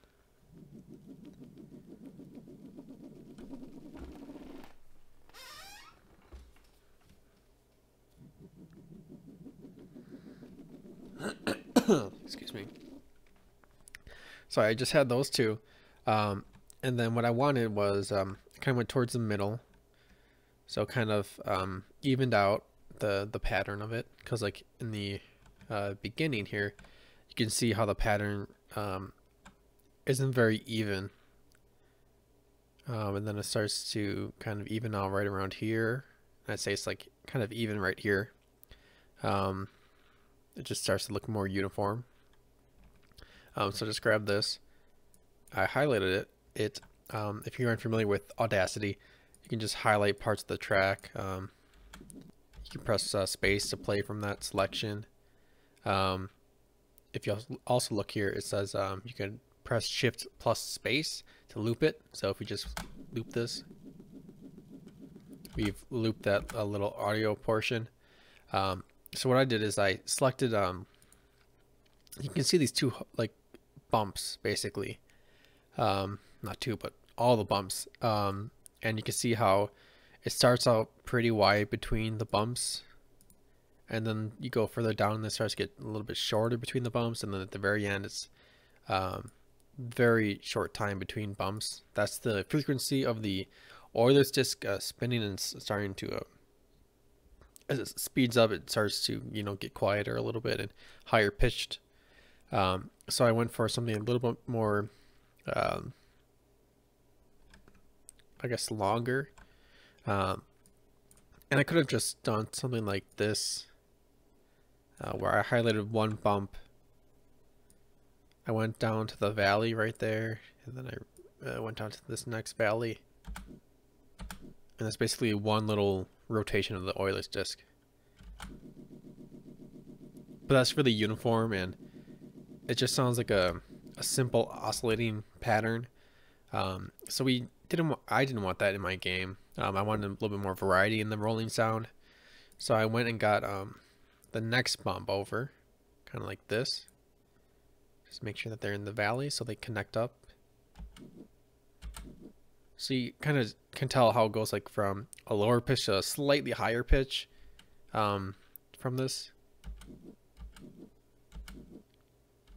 Goes woo woo, woo woo, woo woo. So if we loop this, that's basically going to be our rolling sound. Of course, in the game we actually pitch it down. We pitch it down based on a vertical, or not vertical, but a linear line here. So we go from 0 to 1 in their pitch. So it's 0 to 1? I think so, 0 to 1. So we never really reach the same pitch as that little play, or the little sound effect that we grabbed. Before we do this, let me just show you on this. Once I selected this, you can just go to File, Save Other, Export Selected Audio, and then you can save it as different formats in here. MP3, FLAC, WAVs, waves, AACs. Excuse me. So that's how I grabbed a wave format right here. Imported it into the game using this method, and then just use the play sound and location to actually generate that sound. So this is what it sounds like.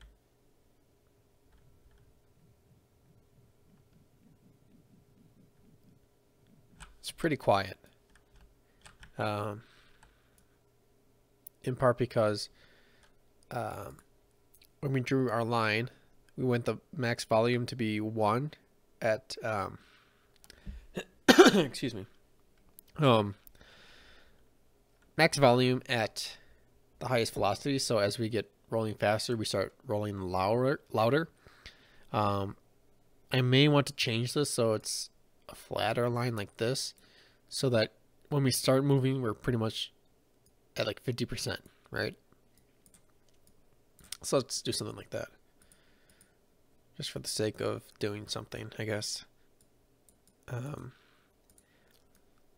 have our slope. Let's do 0.5. That's our slope.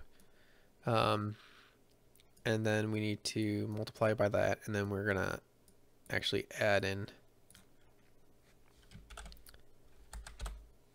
a constant 0.5. So that'll be our y-intercept basically. And then we'll use that as our pitch and volume. I may not use it for pitch. I might go back to using this line for pitch. Let's see how this works though. So now we're scaling from 50% to 100% across velocity.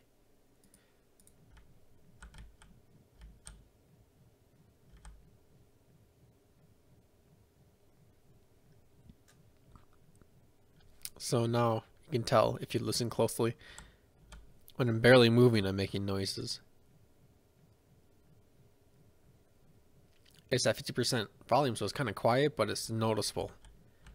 So we're going to have to actually put a limit in there so that we don't generate a noise if we're not going fast enough. Basically another threshold like we've done for impulse.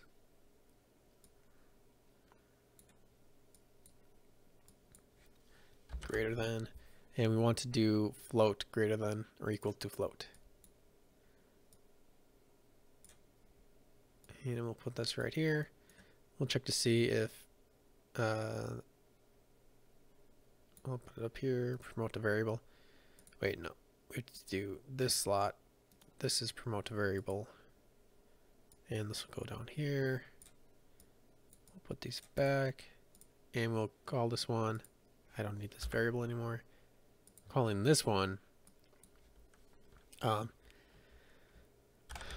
rolling sound threshold.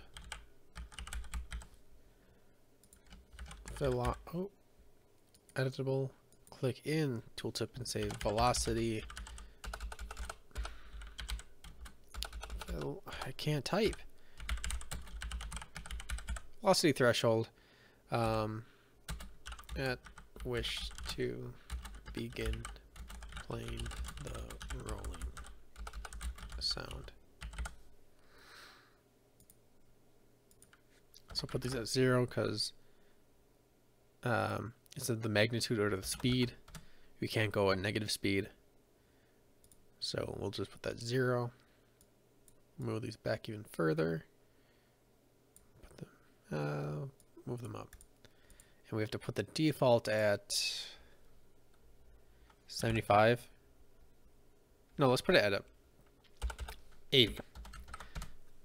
Because 80 also happens to be our stopping velocity. So I'm saying, you know, basically when we think that the ball is ready to stop making a noise, kind of. It's kind of a good way to think about it. So only if the speed is bigger than that threshold, then we'll play the sound. Otherwise, we won't play the sound. I'm sure I can mess with the attenuation settings maybe. That might give it maybe more of a natural sound to it. You know, well, let's just mess around with settings on the sounds. And I may have to look at some tutorials and guides for those kind of settings.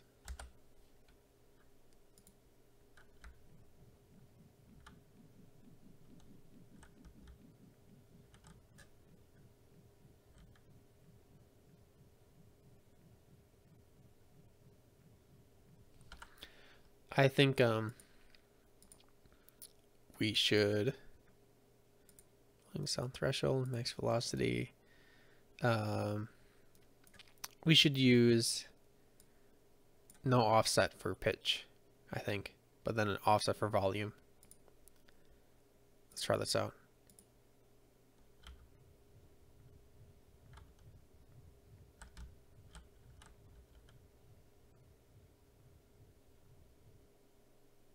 So we heard it stop at 80. Let's try that again.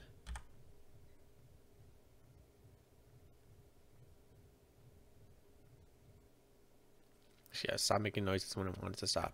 Okay.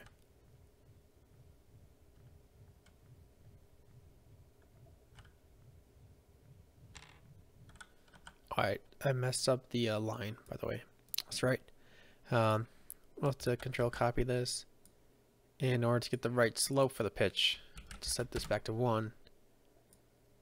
This, and then we'll copy this.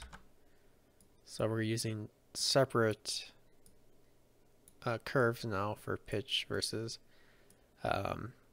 volume. So now we have the half slope for volume and the full slope for pitch. Because it was it was sounding kind of low pitched, and I want that to be a little bit higher pitched.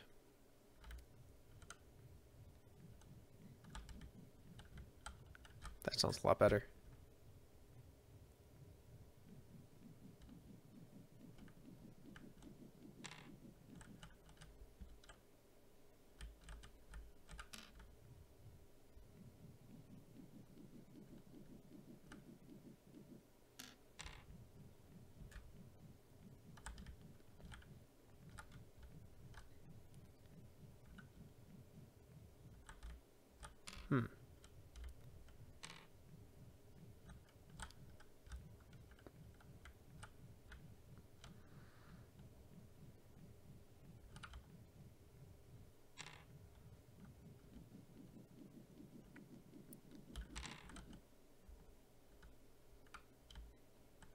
I'm wondering if we should maybe add a sound for the angular velocity.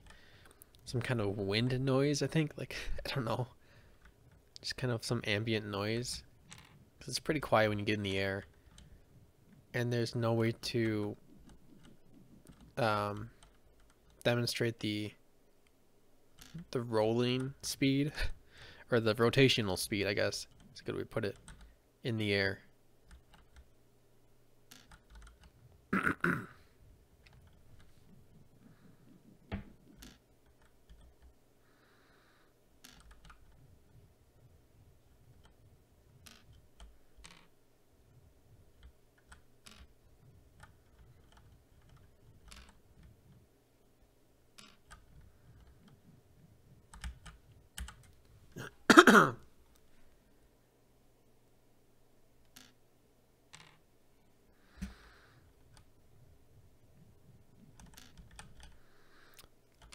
Let me know what you guys think about the sounds, alright?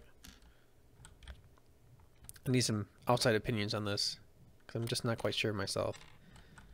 Like, I'm trying to determine, is the pitch on the impacts okay? Are they too far away? Should they be closer together? Should I increase the volume on the rolling?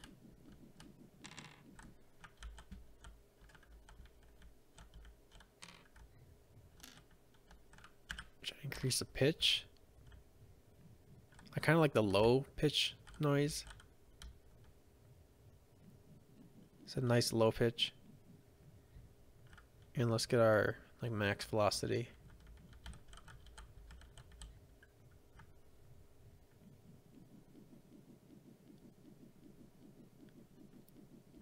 Like, should I even go like an even higher pitch for that rotation? Because we could get a bigger pitch multiplier, like 1.5. So that'll give us a steeper curve.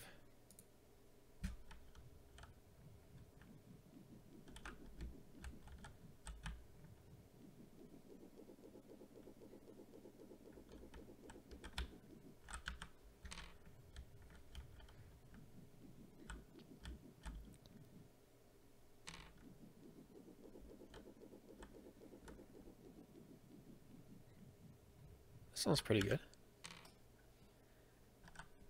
I could maybe make it like a 1.3. So it's not as obnoxious.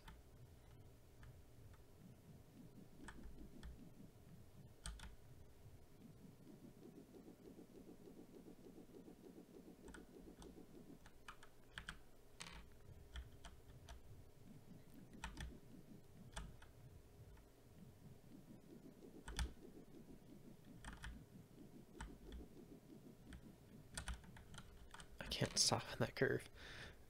trying to get like the deceleration sound good.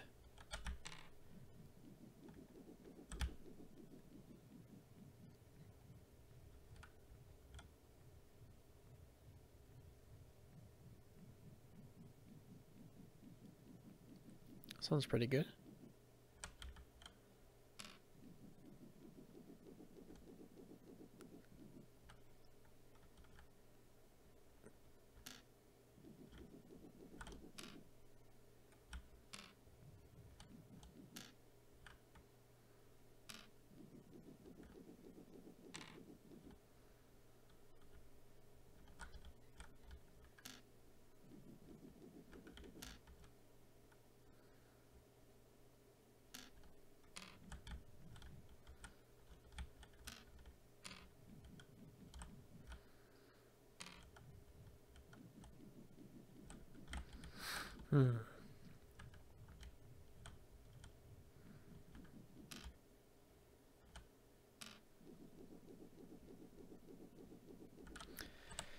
That sounds pretty good. At least for like a first prototype is pretty good. I'd say that's really good for like my very first sound effects.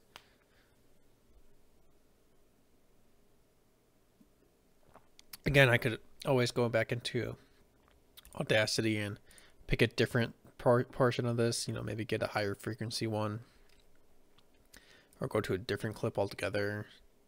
I think I'll stick with the paper one at least, but I have a couple of different paper ones to choose from. Also, I could grab more surfaces, or if we want to make a, I don't know, like a wood level or like a wood course, I can make a more solid rolling noise for rolling on the wood versus rolling on like a glass versus rolling on metal, for example. I don't know what I would use to make those sound effects, but that's kind of the joy of Foley, is like you're being so creative, yet it's all for this weird purpose that makes sense. Like you, sometimes in like movie behind the scenes videos, they'll show the Foley artists doing their thing, and they'll just have like a slab of like meat, and they'll just be slapping it with certain things. Like they'll take a carrot and whack the meat with the carrot to try to make some kind of weird grotesque meat slapping noise, like as if it was going to be like in like a Saw movie or something. Yeah, it's weird stuff. I think, oh boy, what's going on here? We're talking about those drawings. So that's the very basic sound design, sound effect design aspects that we can have for now. Yeah, let me know if you think there should be changes to these sounds. You know, we can mess around with that. If you think of any other sounds we can add to the game, let me know. Like right now, all I can think of right now for the main part of the game is the rolling noise, impact noise, which we've done. Maybe character voice. Character voice. Maybe, well, obviously a like a level complete chime, so we know like, hey, we beat the level. But that can also be a little bit more musical, so that might go into music editing kind of area, which I have not started that yet. But my idea is to use Ableton, because there is a light version of Ableton, which might be good enough for my purposes. We'll see. Plus, I don't know how to write music in general. But in terms of music, I have an acoustic guitar, I have an electric guitar we could record. I don't know how good my recording quality would be with this microphone, because again, I'm not in a recording studio. There might be echoing or bad microphone attenuation or clipping or anything like that. So that might we'll have to see how that's gonna be handled in music, but we're not doing music for a while. Let's get the game kind of done first, I think. So you know what? I think the sound is at a good place right now. Let's save all. And I think I want to actually do a little bit of modeling before I go today. So we're done with Unreal. Let's open up Blender. And close out these audio files too. Don't need that. Don't need this. Don't need this. Bring Blender over. Good. So in Blender, let me just reacquaint myself with the controls. I want to make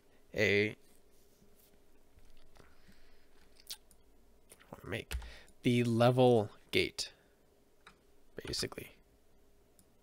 Hold on, controls are being not great to me, but we've got it now. So now we just have our box in this world. Let's bring this out a little bit. Good. Hold on one second.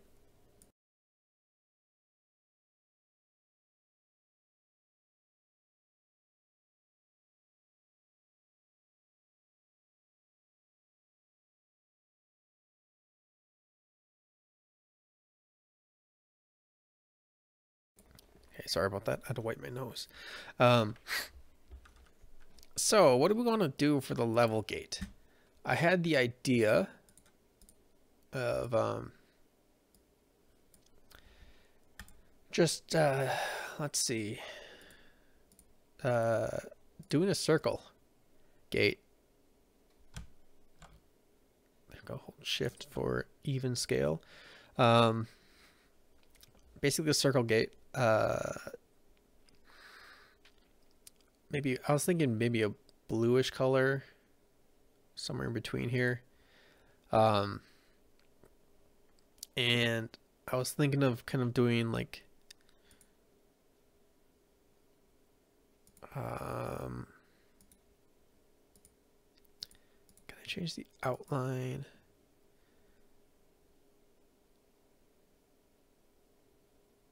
I don't know. Doing maybe like a little portal type of effect in here. That might look something like this, you know, maybe for example.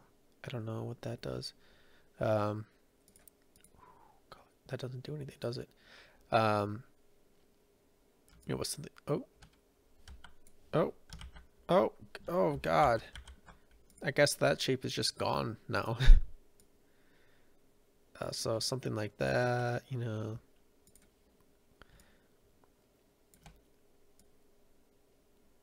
So it looks kind of like, ooh, this is interesting, I guess. That type of effect. Oh, God damn it. Paint controls are not great. You press escape and it just deletes it. So that kind of effect going on in there. Oop. You can't just press Control Z. You have to click off of it, and never mind. You have to make sure you're done editing the circle. Jesus.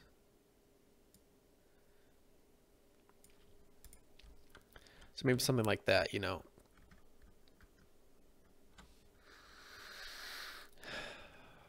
And what shape do I want? Do I want it to be like a torus maybe? You know, so instead of this, we have, we can make a torus.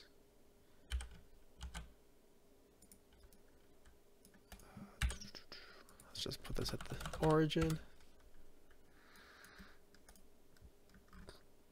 What can I do with this torus? Are there certain settings I could do for this? Dimensions? No, I don't think so. Not dimensions. Is it dimensions? No. That can't change the thickness per se. Delete. Let's put a 3D cursor at the origin. There we go. Major segments, minor segments, torus dimensions, major radius, minor radius.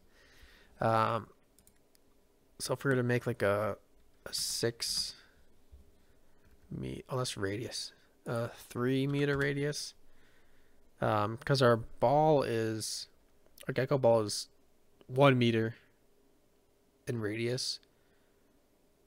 I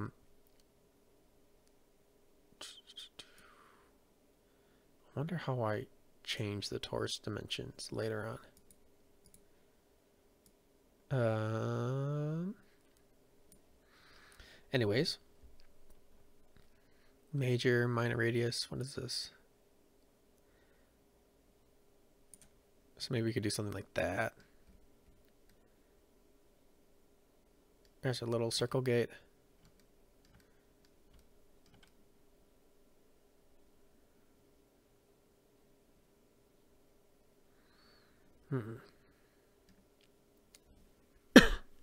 Let's just excuse me.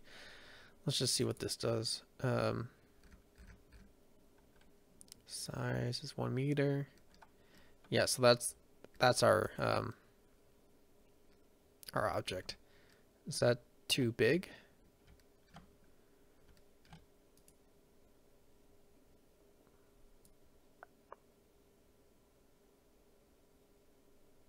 How can I change the torus settings?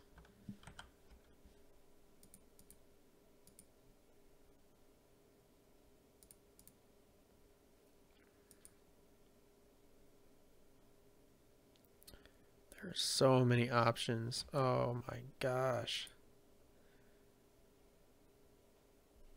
What the heck? I just want to like modify torus. Is that so hard to do?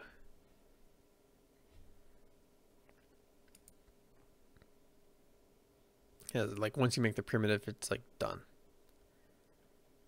You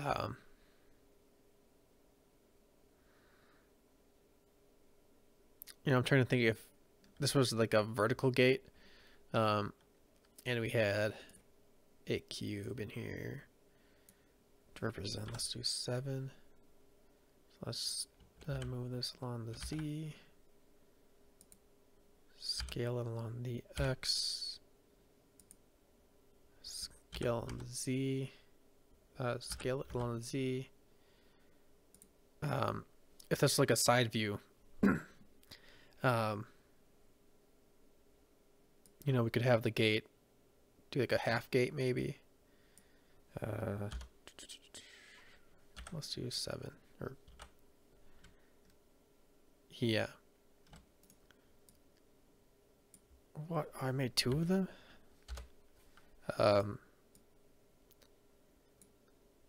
So that'd be like the height for the ball, or we could even make it lower. Like that'd be... That looks a bit too big, I think, for this torus. And we set that at 3. Let's just see what like 2 would look like. I think that looks better.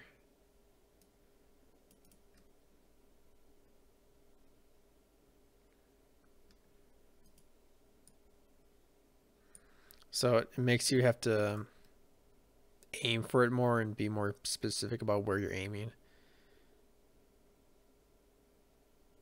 If you were to roll into it.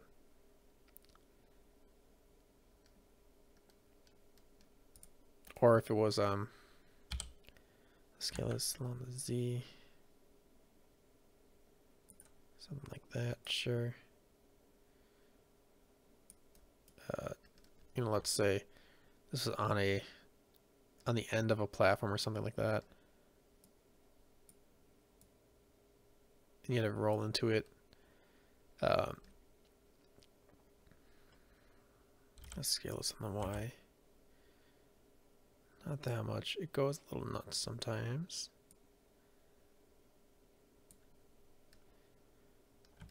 It would still kind of look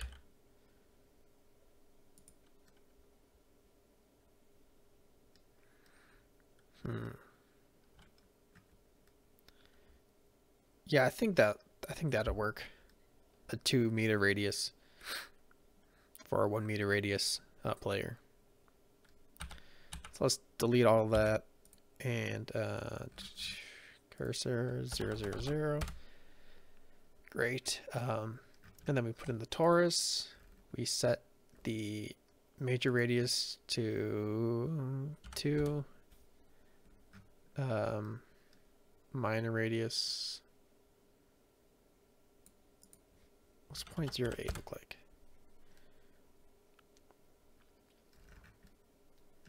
Looks pretty good, I think. Maybe we should make it bigger, so it'd be easier to see. Maybe even bigger. 0.12. That looks pretty good, I think.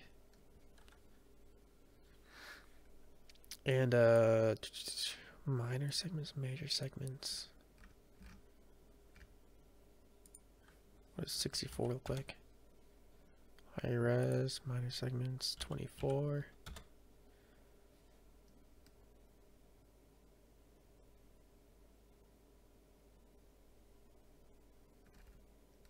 Yeah, I think that'll look just fine. Maybe increase the major segments a little bit more. Just a tiny bit more. 72. Add 8 more. Let's go to 78. Add 4 more. So it's like 14 more. In that case, just add 80. Or go to 80. So that looks high enough resolution there. We won't need to add any subsurface dividing. Yeah, that'll be good. Let's just so that's good. Let's UV unwrap this, and we'll just have to, should we unwrap it here?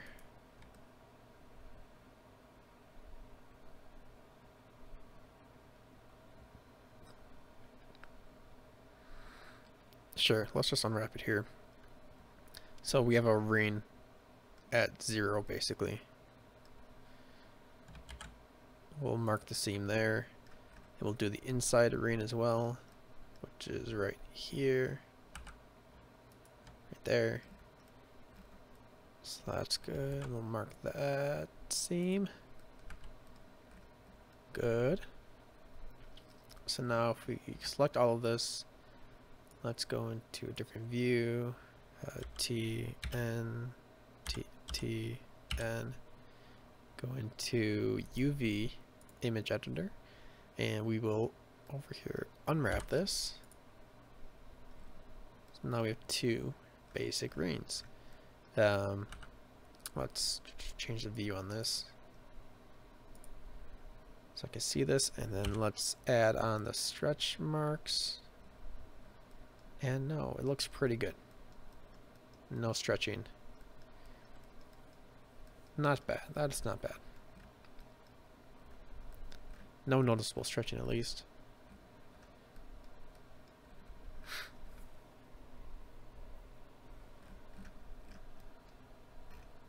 I wouldn't think so, but I guess not. Good. So let's save that. Levels, MGB. I guess we'll go under level block, and we'll call this rain gate.